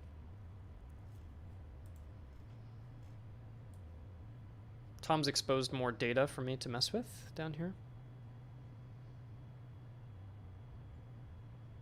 All of these are new. So deployables, supply, caravan supply, how often it supplies, smoke offset, smoke remove, minimum maximum smoke. I don't want to touch that. Block line amount, reload max value. That's interesting. That's very interesting, the reload max value. I think this is where the thing people were saying they were getting high reload stats, but it wasn't working. So maybe I'll change it so you can actually max out your reload a bit better. And then we'll change some items to be less dramatic and giving you such high reload buffs.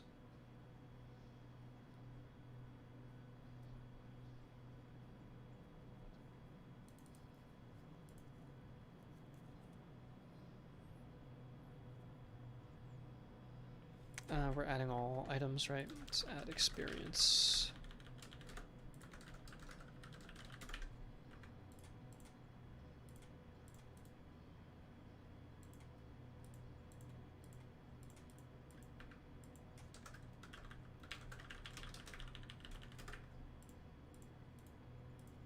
Okay.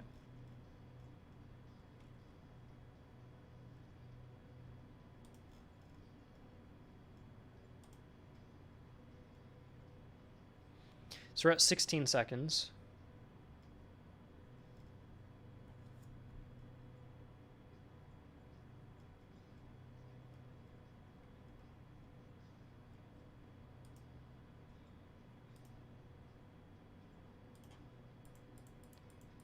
So 11 seconds.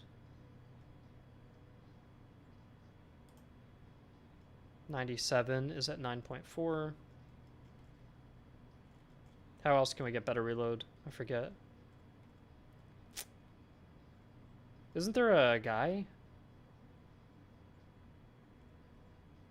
Oh, right there, there's one.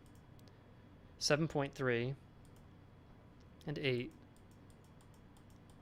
So there's this.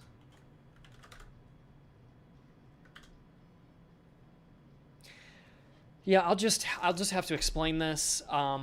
I said it's not a big deal because there's 1,000 things on my list to get to. So when I say it's not a big deal, it means I can't fix it right now, and I've got 100 other things piling up. It doesn't mean it's not important. You guys literally, if you were watching me, saw me write it to Thomas with a screenshot. You can actually see me. If you guys were watching, I wrote this down. But when you look at it, and I've written all of these other things he's got to do, and some things are game-breaking bugs or crashes or resolution issues or display issues, things like that. That to me is a higher priority list than a exploit where you can guard your artillery with light infantry using canister shot, which, by the way, canister shot's being massively nerfed to the ground to begin with. So right now the exploit is that you can use canister shot with 800 range, stacking all the right items and modifiers, and then get 500 damage off and snipe enemy artillery and fire through multiple enemy units, using it as basically an indirect canister shot fire weapon to do. All of which has been fixed, all of which has been addressed. The entire damage system for canister shots has been reworked. Even the damage drop-off system got reworked. The amount of damage it does by percentage got reworked to be additive and not a multiplier. There's a bunch of other context I could give as to why I say it's not a big deal right now. I just have, I'm just trying to get this other stuff fixed right now. But what I'm looking at now, which I think is a bigger deal, is sometimes the stat you get in camp is wrong, or it'll give you a display that is like, hey, it's going to be a really good amount, like I get 7.3 seconds, then I go into battle and it gives me a completely other number. So that's what I want to try to fix, is why is it that I'm getting a number in camp and then I get a different number in battle? I want to fix that. That seems like, that's not an exploit, obviously, but it's definitely a problem that to me hurts the game more than sticking light infantry in front of canister shot, which is getting nerfed anyways. And it's already on the list, right? It's already on the list to get done. It's not like I said I'm not going to do it. But I'm trying to figure this out, because here's the other issue. If we have 74 morale, we get a combat effectiveness buff. So it kind of throws off my math a little bit. So I wonder how else we could do this. 48 morale kind of sucks. Maybe we give him all these items instead. Maybe that would be better. What could I do? Maybe if I resort the items. Like that. Then we can bring these out. I don't know why it's like bugging out. I'll probably have to go report that. It's weird. Gosh, it's like completely broken. That's alright. I just need to get this reload stat higher. Like, this is a bigger deal to me, that this is just completely broken now. I want to get that addressed as well. 92. We basically need to break 100 reload. That's what we're trying to do now. So I need to get a good weapon as well. There we go. Oh, perfect. 8-second reload. And we want to break 100. That's the other thing we've got to do. How do we want to break 100 with items? I don't think there's any other items I can do. Maybe a skill? Add officer skill. Or add skill. String ID and then the officer ID. So then we would go to campaign and do it that way.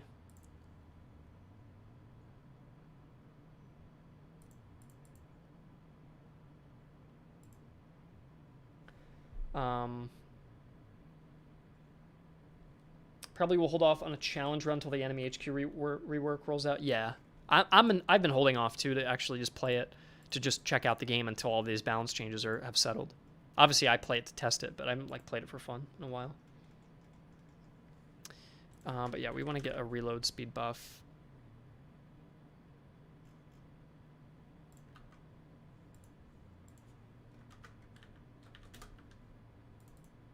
There we go. So we got it to 105. That's what we want to see. Okay. And if we take this guy into battle,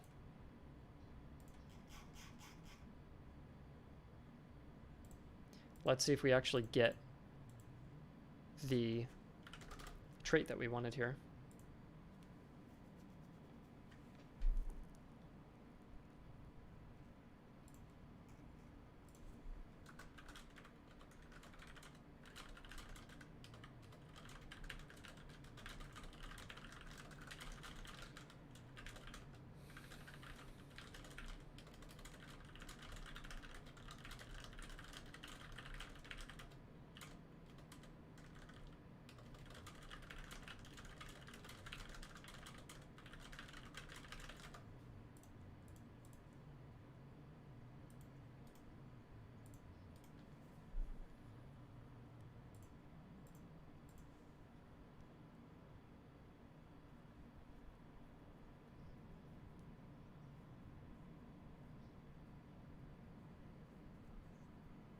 I guess the difference in the stats in camp is because of high morale. Well, it's not necessarily true. I think there's also a hidden stat. There's a hidden stat, I believe, which is restricting your reload from actually going up where it needs to be. So, I have 92, and camp I had 105, which is strange. Why would I have 92 here?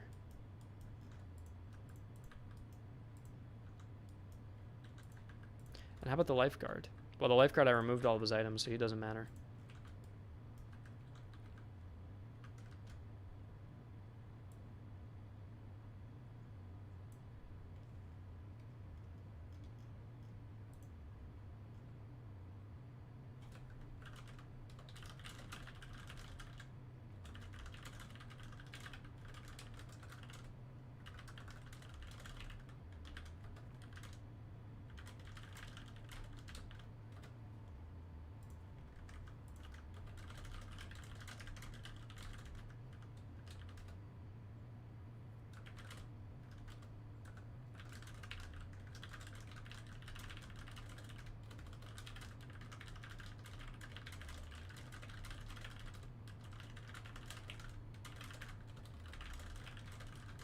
Yeah, the funny thing is he has a higher reload in camp than he does in battle, despite him having combat effectiveness in... let's try this. Hold on. 105 reduced by 10% is what? 94. Which is not what he has.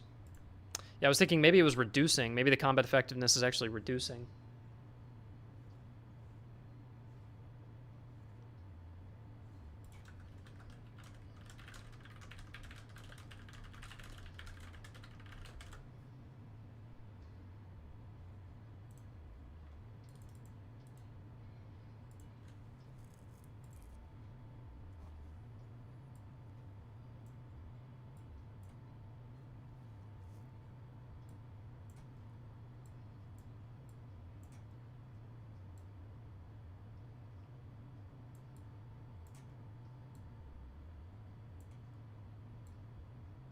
Cannonball max hit chance is 130 right now. Okay.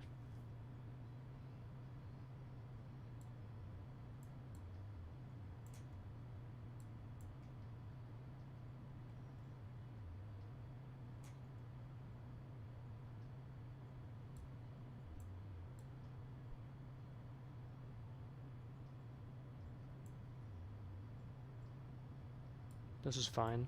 Might go 5.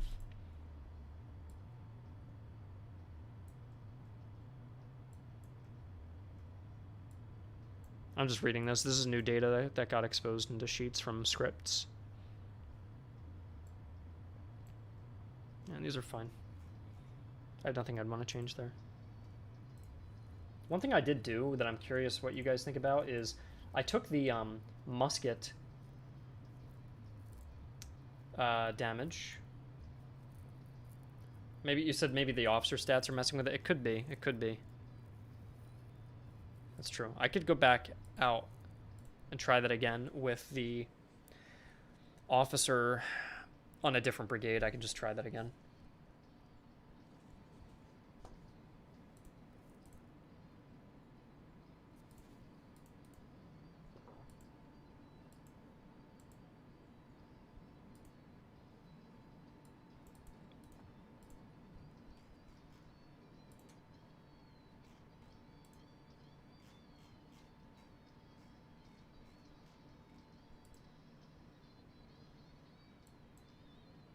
Okay.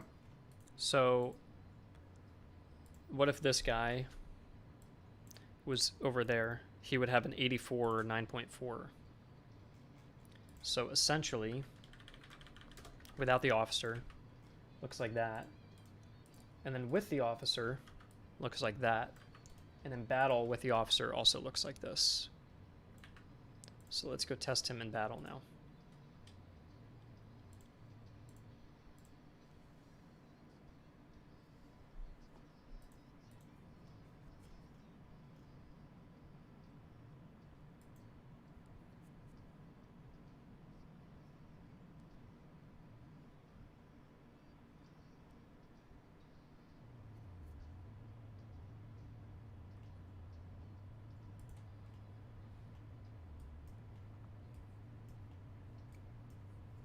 And his stats are 92. Which is interesting, because weren't they 92 before as well? 92, 8 seconds. 92, 7 seconds. All right, well, it might be a little rounding error there. That's fine. Ignore the seconds, but the skill is the important part. It'd be 92. That's 1 of 5 there versus 1 of 5. Well, hold on. Why is it 1 of 5 if I moved him to a different officer? That's the thing I'm confused about. Definitely something going on here with reload.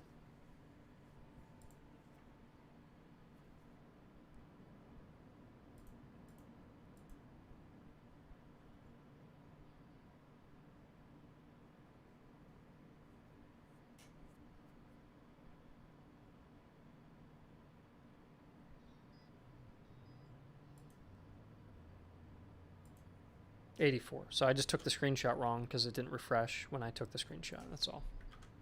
There we go. So 9.47.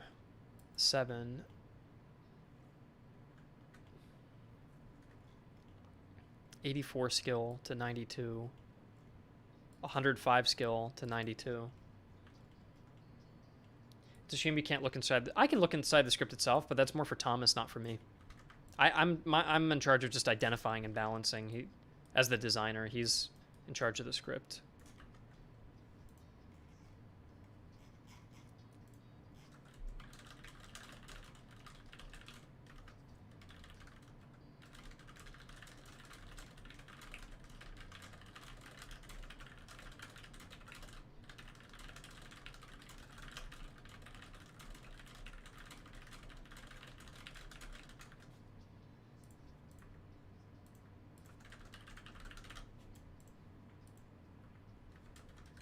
And I'm going to provide a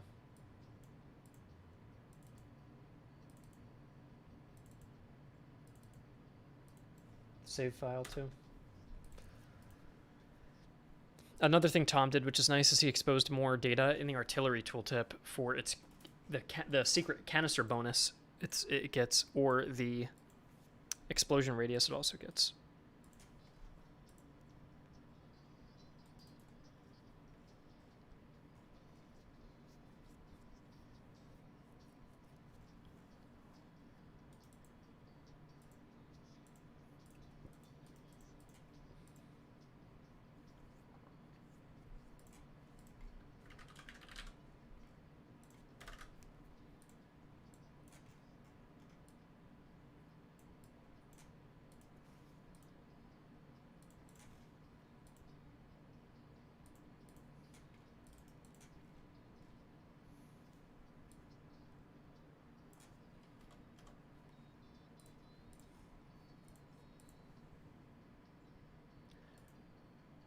I'll jump back in, check that out. The supply wagons are bugged right now, and they will be fixed in the next patch. But yeah, there's just a bug happening at the moment.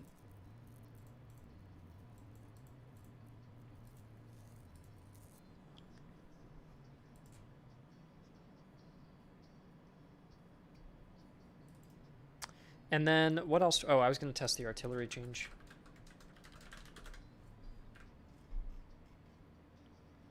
Yeah, look at that. You can see canister damage and explosion radius now as well, in addition to shot damage. So that gives you even more information.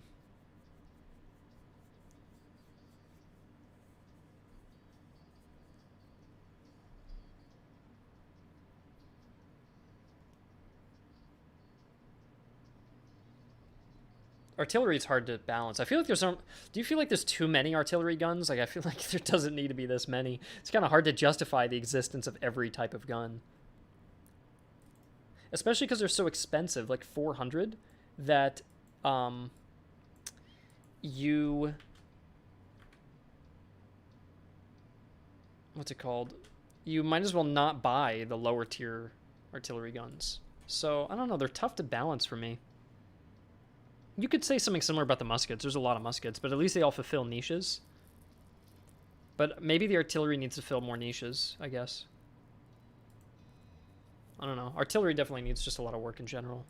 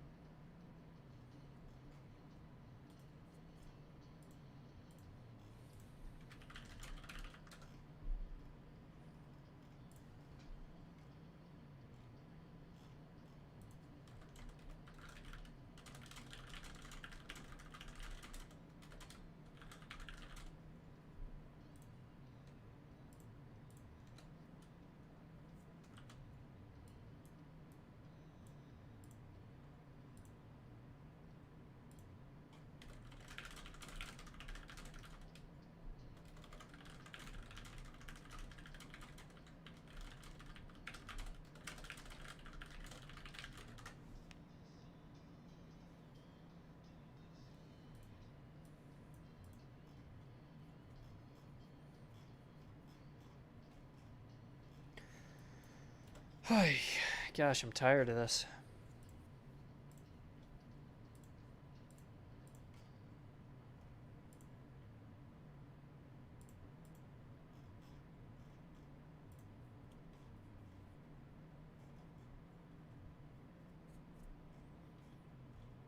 Do we dare? Do we dare start balancing artillery now? One thing I did too, I forget if I said this or not, I reduced the amount of fire damage artillery takes by muskets by 50%. So if you shoot at an artillery piece with a musket, you don't instantly obliterate and murder every single guy in the first volley. Which means you could actually have an artillery piece a little closer to the front line, especially because I'm going to make canister worse, so that should help kind of rebalance that out a bit. Because now you'll feel more comfortable putting it a little bit closer to the front line. That'll be okay.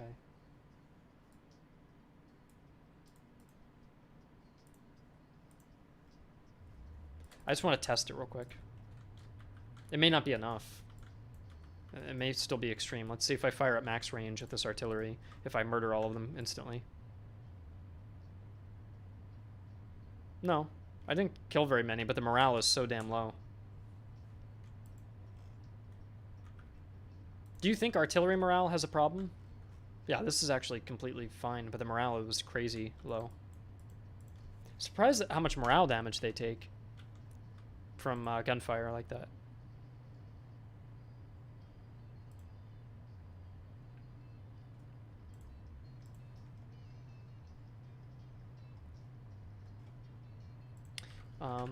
Let's see.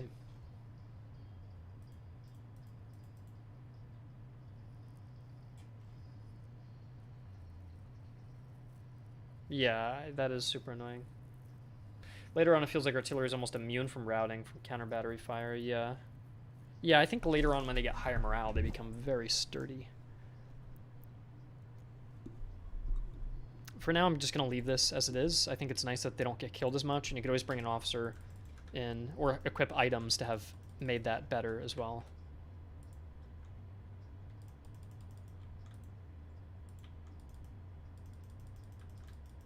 You know, look, if an officer comes by, they'll rally.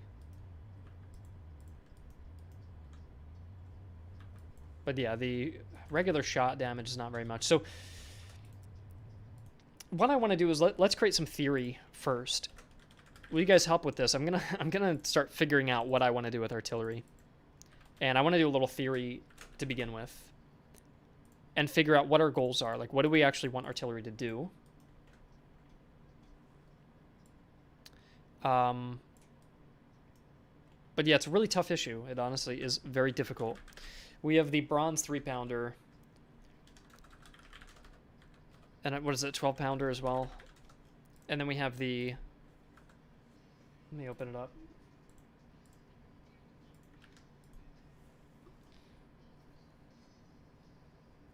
It's super intimidating, honestly, the cannons. They're really, really tough to get right. There's so many factors. There's like an infinite combination of factors because you can add items to them. So it's harder to balance really than any other game because you can just undo all of the balancing I create by stacking a certain variety of items that completely override everything that I've designed. And that becomes a problem. And then you combine that with the fact that there's like 20 types of artillery pieces, and now there's like so many infinite combinations.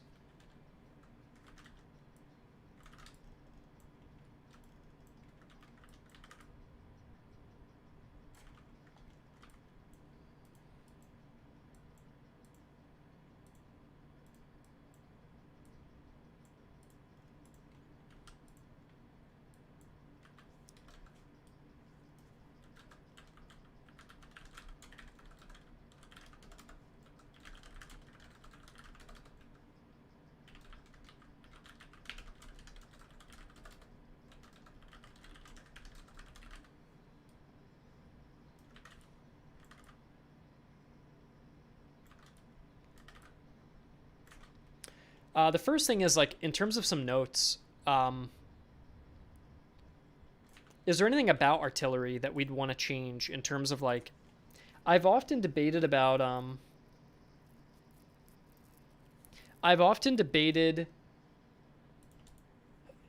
if artillery should do just primarily morale damage or if it should do more kills. I think I like the idea of the morale damage focus being what they do on paper, but in practice what tends to happen then is if you stack 4 or 5 batteries together and you fire all at once, you could just instant shatter a unit without even killing many of them. You kill like 20 guys, but you instant shatter it. And that becomes a problem. The other problem that you have is if you don't concentrate your batteries then, if they're getting, like 20 kills, if they're not concentrated, they're getting 5 kills a shot, even if they are dealing a lot of morale. And to a player, when you're communicating that to a player, they feel like the artillery is weak. And so what we end up happening is if you make them a morale-focused weapon, they don't feel good to use by players. So I've tried that solution before, and I don't think it's right. I don't think it's the right way to go. I think units end up losing morale anyways when they're shot. And so if you're firing at a unit with muskets and you have artillery support, they do lose morale. They do lose a lot of morale. And so really what you're asking is, do you want to increase that amount and make units shatter quite easily when they're hit by artillery, but do they do less damage, and does that feel less satisfying? Then what happens when you get to the really low tier artillery pieces? Like, they're probably not going to deal that much morale damage to begin with, but now they're dealing even less HP damage. So I don't know. That's a tough one to balance. And then you also have kind of the issue where, what if a unit has like absurdly high morale? Does artillery just not really work on them? Which maybe that's okay. Maybe there's some artillery better for killing, but you can't really make some artillery better at killing morale and some better at killing people. All of them have to do the same amount of morale damage, essentially. What I mean to say is, like, you can't do one where it's like, oh, low morale damage but high kills, and then low kills but high morale damage. It's kind of like morale all has to be the same, and then kills is where you can vary things. By the way, if you're getting more kills, the morale damage will naturally increase as a result of more people getting killed. So it's always going to be kind of a linear thing with this. And no, Senate, I don't think we can create like a unique system for morale regeneration based on, like, I think that's too complicated. They might slide better as a kill-focused weapon that can't make decisive plays alone, but reduce the enemy longevity by draining their manpower. Yeah. I don't know. I'm just on the fence about what I want to do with them. We have a lot of dimensions of ways we can play with artillery.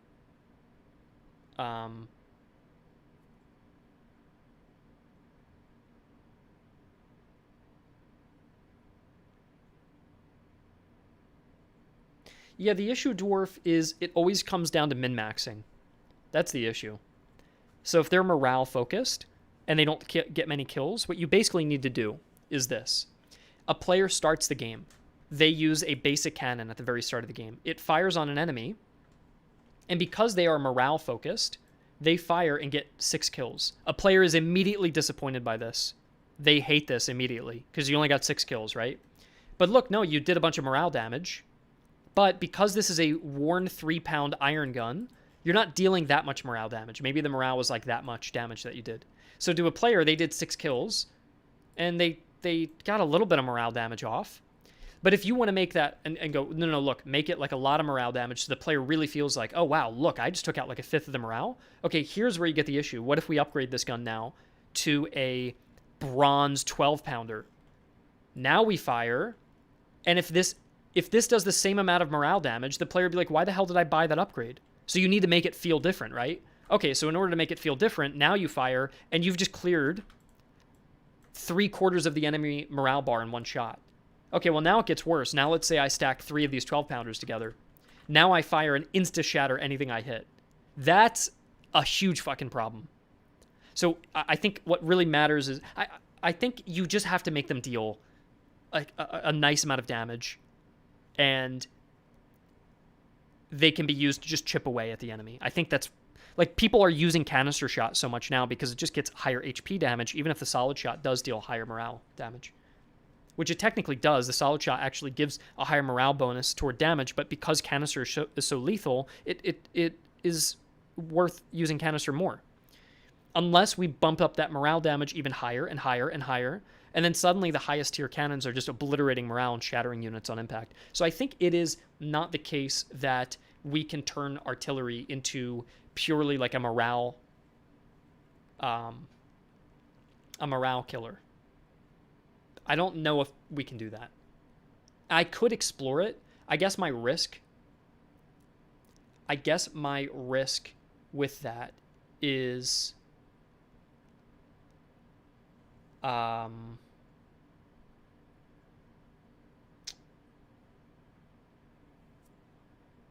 that I spend like 12 hours balancing all the artillery guns around morale and testing every particular instance, only to play with it at the end and not like it, because it's such a big change, basically.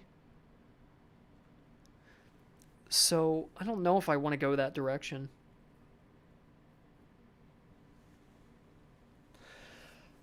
Yeah, I don't know if I do. Here's the next thing I want to ask. Let's just talk in theory, and I'll balance the numbers on my own later tonight. The next question is, like, what do you guys think each of these cannon types should do? Let's start with the difference between 3, 6, 12. If we have different dimensions to work with between range,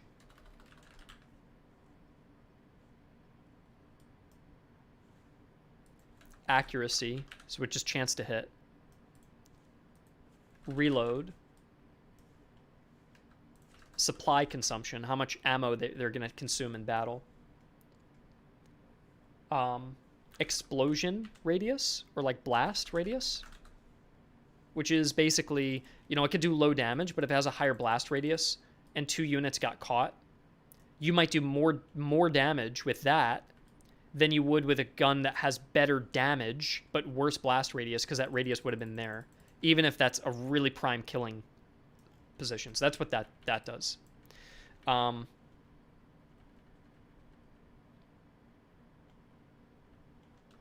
I wouldn't worry about canister shot because I'm going to rework the whole thing anyways. I would not worry about canister shot. Movement speed is difficult, Fun Police, because if you equip a single item on artillery right now, if you equip a heavy liber chest, your movement speed is down to 2. So it's already so incredibly slow that if you made it at all noticeable that equipping a 12-pounder makes you slow, it's possible that you could go down to 0 speed, because artillery is so slow as it is. So I actually, unfortunately, don't think that's a dimension I can play with, even though that'd be really cool. But it also probably doesn't matter, because most players plant their artillery at the beginning of the game and never move it. So then you have something that feels most likely glitchy to use. And because you might go down to 0 movement speed, and you wouldn't even really care about it because you're going to plant the artillery and not move it anyways. Maybe ditch the concept of shot damage and make it a flat value. I could. Let me write that dimension down, though, real quick. Hold on.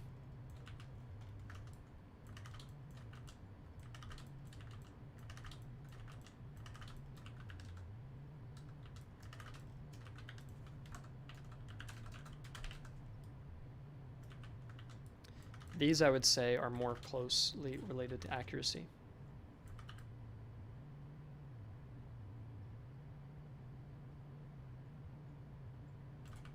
I don't know if I want to play with speed. I know, the thing is, I would have to put in a request and wait like 48 hours to maybe get it in, and then deal with a shit ton of edge cases, and then spend another 48 hours rebalancing a bunch of the items and the unit stats, and then spend another day testing it. So it basically delays everything by like 4 or 5 days before I can even begin balancing it, which I know doesn't sound like that much time, but I don't even know if it's something I want to do or that I care about. And we already have so many dimensions that I don't know. Like, these are the dimensions I have currently that I can play with, and I'd have to put in a separate development request in order to add a whole new facet toward artillery, which would be the movement speeds. And I really don't know that would solve that much. Like, do you guys care if your artillery speed is a little faster or a little slower? For me, it doesn't bother me, because I deploy the artillery so quick at the beginning of the game, it doesn't really matter. So I don't think it's that impactful, ultimately. It wouldn't really impact my choice of what type of gun I should get, I suppose. And I feel like it'd be a lot of work right now. So, yeah. Anyways, I guess these are all the different dimensions we can work with. And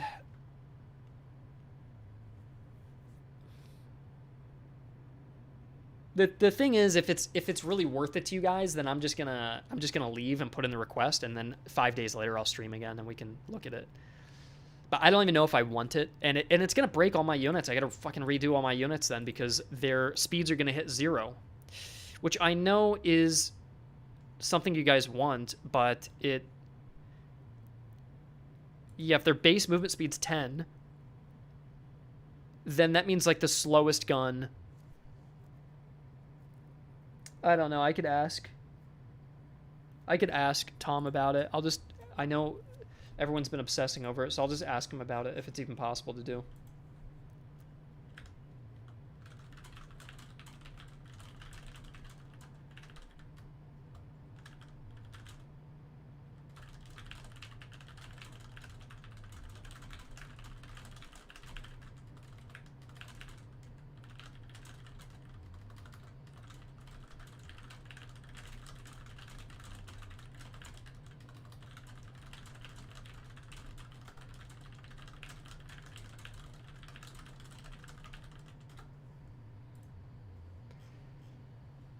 I'll wait for an answer, and I'll probably get yelled at because I've already asked him to do like 10 things today. So I'm hoping he does not freak out at me, but because there's a bunch of other really important things that we have to address, and this is going to be another big thing on the list.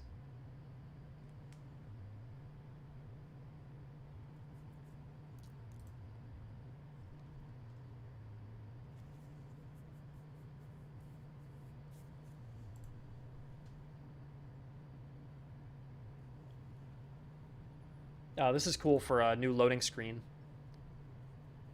When we add the Reichsarmee, we're adding the Bavarian Life Regiment, who look pretty cool.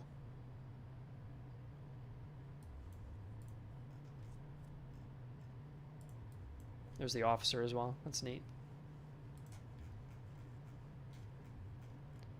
That's the sketch for the loading screen.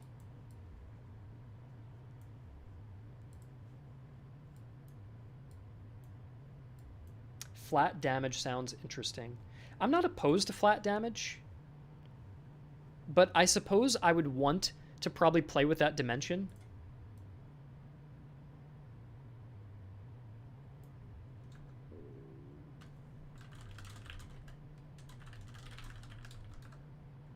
Yeah, I asked Tom, and he said it would not be as feasible to add. It would take him a couple days to implement, because it'd be a brand new system to have different artillery and equipment that would modify your movement speed like that.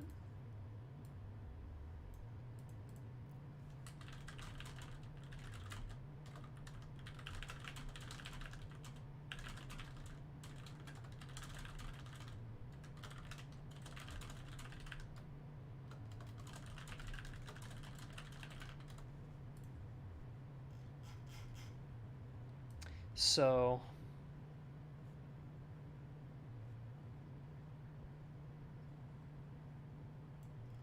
yeah, I think one of my goals would be, I think it'd be cool if each artillery piece had a purpose.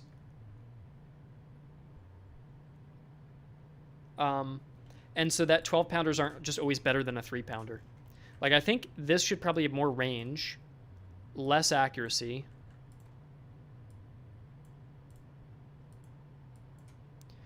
So more, let's do that. More range, probably less accuracy.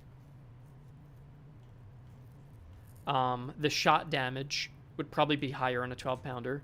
The blast radius I'm not going to play with right now. That's for howitzers, mainly. The reload would be slower, and the supply consumption would be, or the supply efficiency, let's say, would be worse.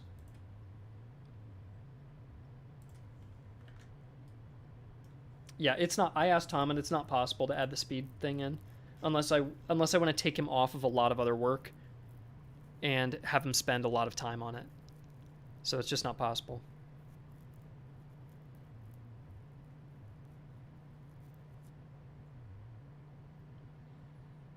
That's what I mean. It's just there's a lot of other things to do, and I think we should just work with the constraints that we have. But yeah, you can still play with speed, because you do have the horse artillery for the Prussians. You do have items that adjust speed. There's still things that do that, so.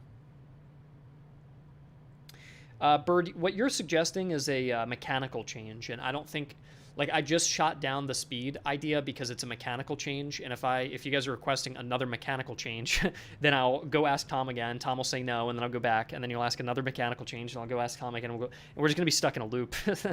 So I think what we can do is we have all these different facets of range, effective range, accuracy, shot damage, blast radius, reload, supply consumption. All of these are different dimensions that we can make artillery feel different with. And instead of trying to make brand new mechanics and not change any of this, I think it'd be a better idea to probably just change the balancing. What do you think unicorns should do? Do you guys even use these unicorns? Like, part of me is tempted in a way to, like, I don't know. Is round shot meant to include shells? I'm not sure what you mean by shells. What are shells?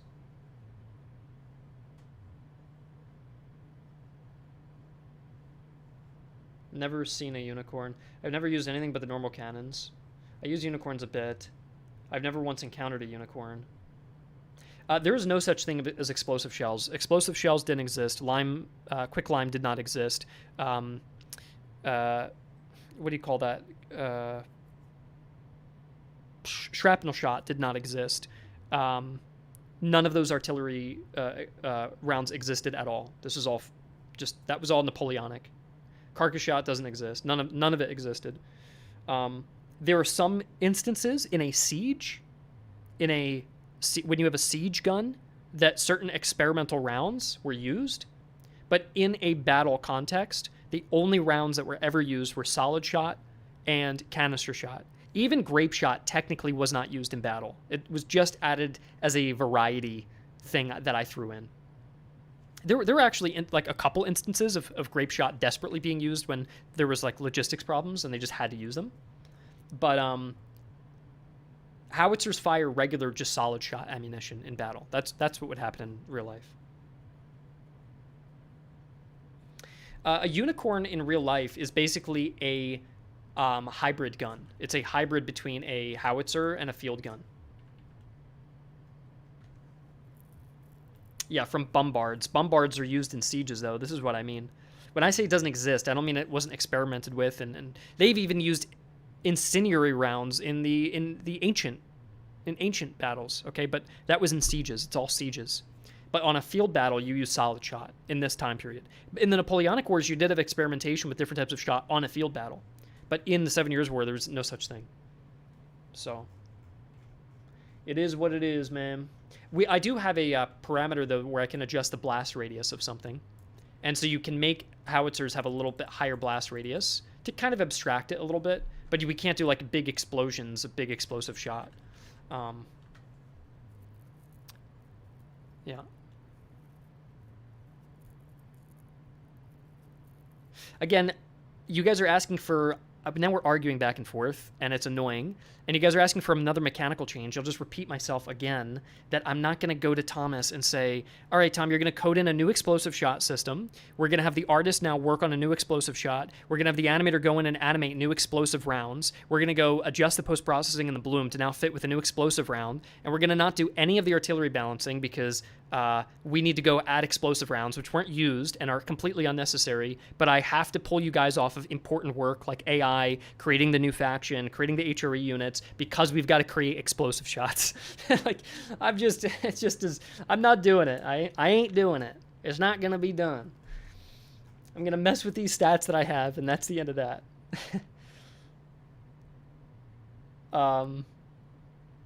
Maybe to distinguish the 6-pounders from the others, make them less accurate. I'm not understanding what you're trying to do. The problem with item stacking exists for every single unit in the game. Why is artillery special? What do you mean by that? Why is artillery so special? How is it so special? What are you saying is so special? I'm not sure what you mean. I'd make 3-pound rapid fire, but close range that needs to be used close behind your eyes. 6-pounders are the standard one, and 12-pounders can be very slow but be lethal. I think Fun Police, you're right that I should probably stereotype these more and really try to fit them into a role. And try to say, like, these are specifically used for very fast firing short range. And these are very average all-rounders. And then these are long range, high damage, but very low accuracy and slow guns. I would say that's like the theme for these. And then what do you do with, I guess howitzers are equivalents to the field guns, but all have a slightly higher blast radius in exchange for lower range and accuracy. So basically, the chance of you hitting is lower, and the range that you can fire is lower, but if you do nail a shot, it does way more damage than these. Meaning you probably have to put more items onto the howitzers to get them to feel more powerful. Like if you gave an untrained crew a howitzer, they're not going to do very much. But if you gave a really well-trained crew a howitzer, that'd be quite good. Because of the blast radius. So you just have to overcome the accuracy problem. And then the blast radius can just murder people.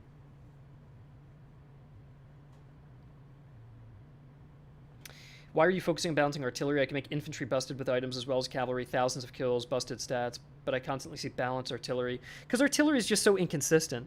I just don't think they're well designed. Like, you can get an infantry to be busted, which, by the way, Dwarf, if you've been here for the stream, I've talked about carbines, I've talked about cavalry accuracy, I've talked about cavalry exploits. In fact, we focused on that probably for an hour. So, yeah. And then light infantry, I have an entire document about everything wrong with light infantry that is also wrong with them. So, I don't know, I think you're just wrong with what you're saying because I've focused equally on these things. I think the issue is just that with the other units, it's just very easy. You're like, oh, put an item, put a doctrine, they're just better. With artillery, it's, oh, I put these items and doctrines, oh, why are they not working? Oh, wait, suddenly they just got 1,000 kills. Wait, now they're not getting any kills? Wait, no, I have to use this exploit with canister to try to get them to kills, and then they're just so inconsistent. It's not like you can get them all these items and they have this clear role and they're working in that way. They just don't seem to be working as intended. I don't mind if certain units in the game can get 1,000 kills, but it should just feel like it makes sense that you're following the necessary steps to achieve that. And with artillery, it just seems like they're not working the way I want them to. That's my issue. Here's my other issue with all of this, is I think more emphasis should be placed on the crew itself and not the gun. So this might be controversial, but I feel like I would rather decrease the accuracy of all the guns by, let's say, 10, and then give base accuracy to all the units by 10. And just start placing more of the emphasis on the crew itself. Because I also don't like when you start the game out and you have a decent crew and a bad gun, and you get, like, 5 kills. And you're like, that doesn't make sense. These guys are, like, elite artillerists. Just because they have a 3-pounder, they can't do anything. But I feel like it should be, you know, with the muskets in the game, muskets are nice, they help out, and they give your unit, they compound onto the role that you're building for that unit, but it doesn't dictate the entire role of the unit. And I feel like right now with artillery it does. Now artillery is different because a musket, all muskets are pretty much the same, but all cannons are definitely not the same. But I would say, like, right now, with a musket, 80% is based on the unit stats and 20% is based on, like, the gun. With artillery, it's like 20% is on the unit stats and 80% is on the gun. But what should be happening with artillery is I would honestly see them as like 50-50s. Where, like, yeah, if you had a really crappy gun and a good crew, they're going to be fine. But it should just be more balanced. That a good crew with a good gun is very efficient. But right now, you give the best gun in the game to a pretty shitty crew, and you still just get insane kills, and that's odd to me. So I would prefer to balance that out a bit more. That's another problem with consistency. That's why I focus on artillery, is because that just doesn't seem right. Like, they're just not performing in the way I want them to. And we could say equivalence to the howitzers, but slightly greater accuracy and no canister shot penalty.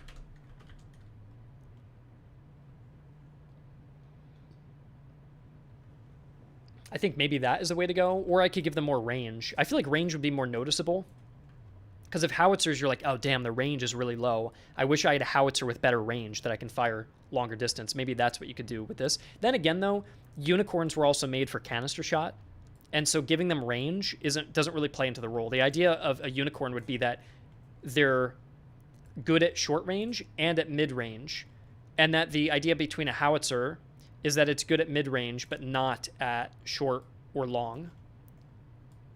And then the idea with the field guns is that they're okay at the close range, they're fine in the mid range, but they can actually hit pretty far.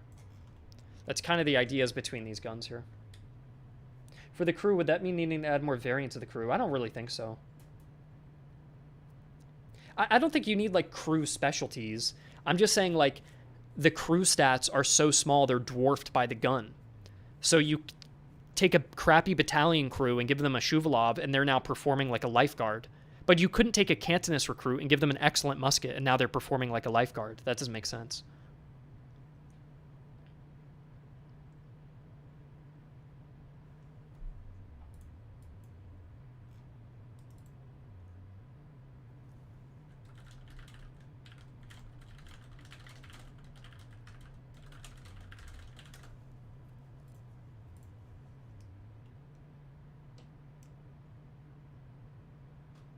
If you're making the guns mean less, you need to lower the prices. I absolutely think so. I don't like that the guns cost like 800.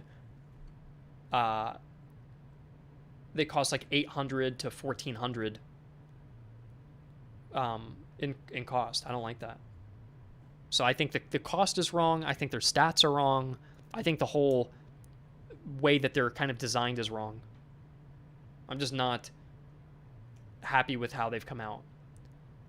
And I had kind of a thesis for how I wanted them to work, but they got exploited and abused on launch, and I just nerfed them into the ground. So now they're just in an awkward state where they're not really designed the way I ever even really wanted them to. They're just kind of a nerfed version of when they used to be overpowered, and that's just odd.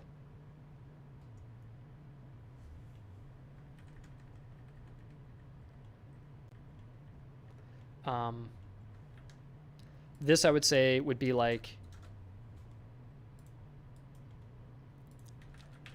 range focus, accuracy focus, speed focus.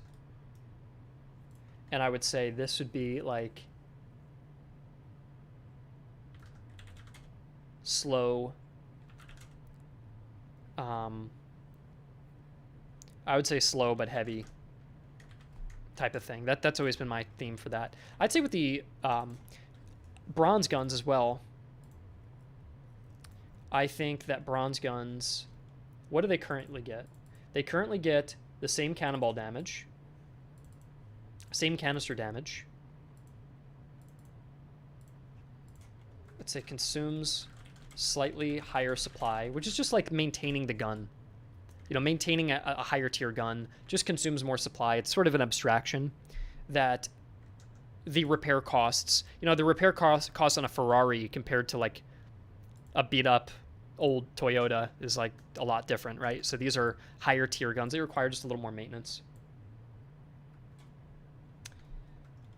The reload time should be worse because the bronze actually gets it absorbs more heat than iron does. So these guns get really hot and they will burn the crew if you're firing a lot. The accuracy is much better, though, because the actual barrel stays intact better. And so they get better accuracy and range.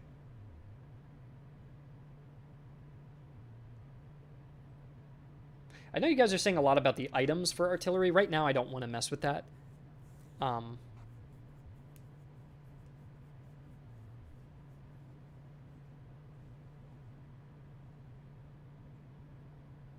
Yeah, I don't know. I don't want to do like a giant overhaul. I know it's annoying how many times I overhaul it, but I just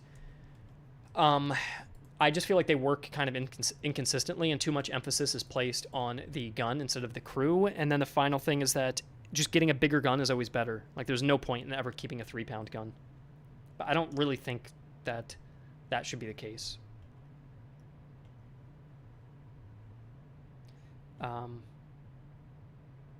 Yeah, I don't mind the items at all. I think the items are fine. Fun police, that's not what I'm saying as well, and I'm going to also put my foot down on it. I'll just clarify what I said. I don't want the crew to specialize. I don't want different crew artillery types. I don't want you to be able to buy artillery, siege artillery regiments. I don't want that to be the focus.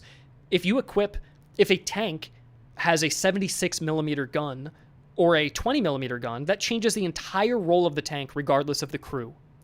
The crew matters, right? But the actual armament of that gun is a massive difference in the role of that artillery. It's not the crew.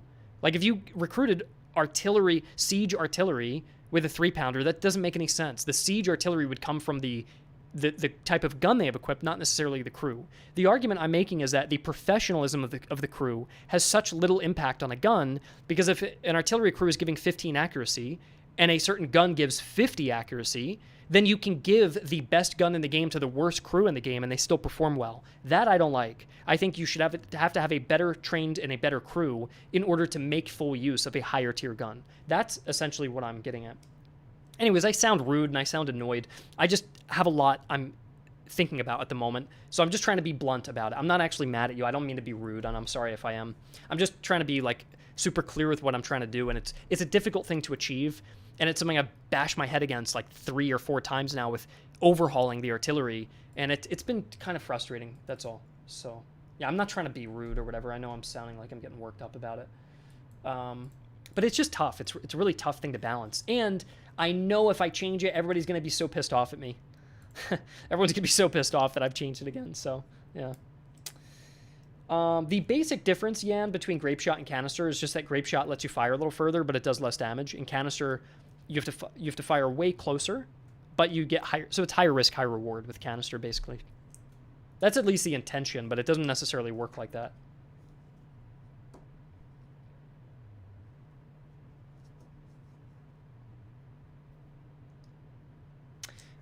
But yeah, this is just my plan, and I'm going to enact it later on.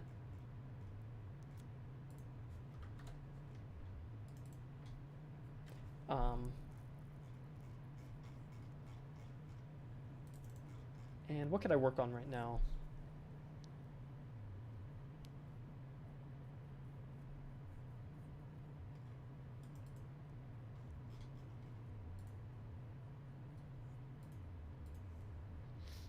Oh, I see it. That's cool. Look at this. This is the workshop.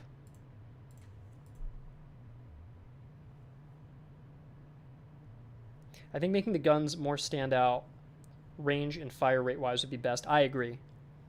I think it would be cool if each gun really felt like it had a different specialty stat. Like 3-pounders have a significant fire rate advantage over a 12-pounder, for example. So you really have to consider what kind of gun you're trying to build. There's always going to be, like, people are going to boil down the DPS and figure out what the highest DPS is. But if you can be like, well, look, it's got a high DPS, but its range is really shallow and it's burning through supply, well, then there's a little more nuance to the DPS. Like, if you can get a range bonus item and you can get a supply wagon, maybe then the 3-pounder actually becomes better than the 12-pounder. But then what if you got, like, a ton of accuracy buffs put onto a 12-pounder, and now the 12-pounder can fire really far away with high accuracy? Well, now that's better. So I think that's kind of a cool strategy that you would have to change around. But yeah, look at this. We've got our fucking workshop. Does this work here, I wonder?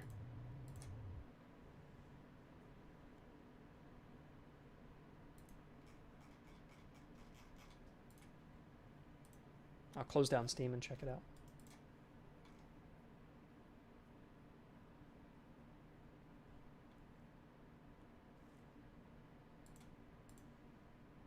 You guys won't be able to see the workshop yet, but yeah.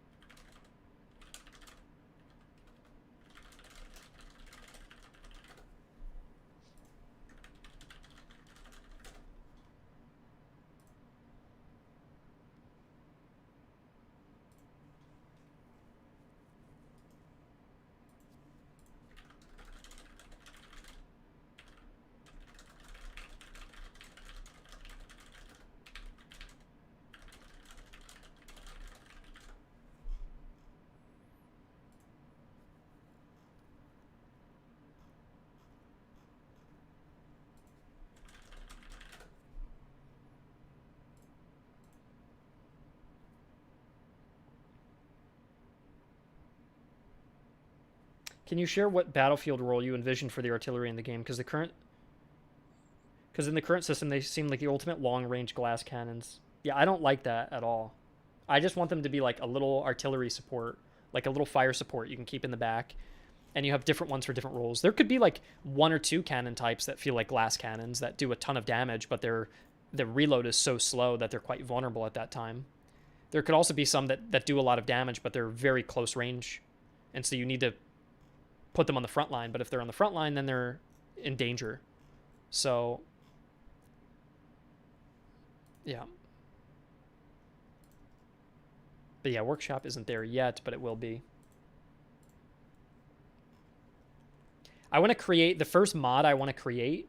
So when the workshop goes live, what do you think about this? I was thinking about creating a naked and afraid start where you have one unit. Maybe it's like Prussia, and you have one unit, and it's a Cantonist recruit, and I'll rename the Cantonist recruit to like Naked Recruits or something like that, and I'll make his whole uniform skin colored, and then you have no items, no money, no resources, just the one unit. Maybe no officer either.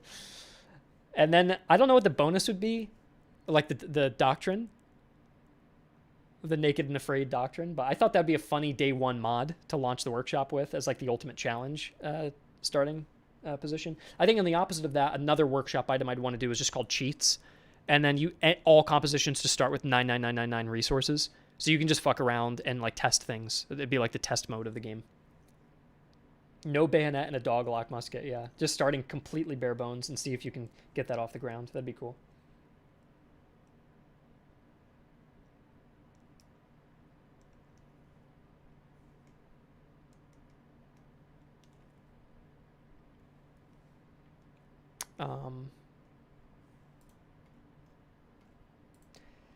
But yeah, I have a 1-to-1 scale mode mod that I was gonna do, where the epic scale is actually 1-to-1, and it'd probably lag your computer, but if you have a good computer, you can just try it out. The Naked and Afraid mod, the cheating star, maybe a little Scottish conversion. I was thinking maybe replace the British flag with a Scottish one and only have Highlanders be recruitable, and I thought that'd be a fun, like, easy Scotland thing to launch it with. And then maybe a no pressure mod where the HQ is just infinitely delayed.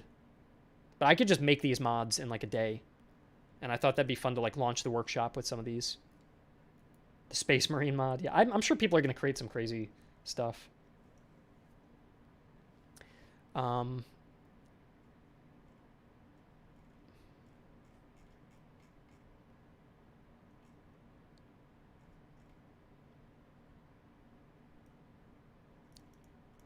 Yeah, this is also a problem. Look at this. Morale 15, morale 10, morale 10. Just way too similar.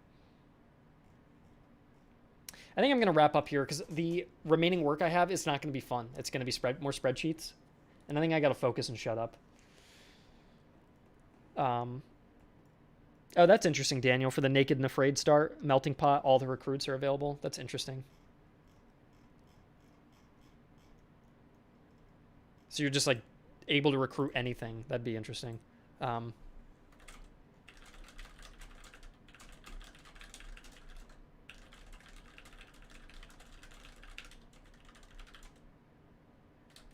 Maybe there's only recruits available, but they're all types of recruits. And so you can kind of build out anything, but every unit is a recruit and they're all naked. They're all naked recruits of different nationalities, but you can kind of form them up and get them upgraded and get them into conventional units. But that could be kind of funny because it's like a full wild start that, yeah, post-apocalyptic start. Would it be possible so you can remove an officer trait? I don't think so. That'd be like a mechanic that I can't control. I'm not the mechanics guy, so yeah. I don't think even from a design standpoint, though, I'd really want to do that, to be honest. But yeah, I'm going to leave, and I'm going to continue working on this. But thank you guys for joining me. I got a lot of stuff on my plate to get to. And yeah, I will see you next time. I'll do more streams.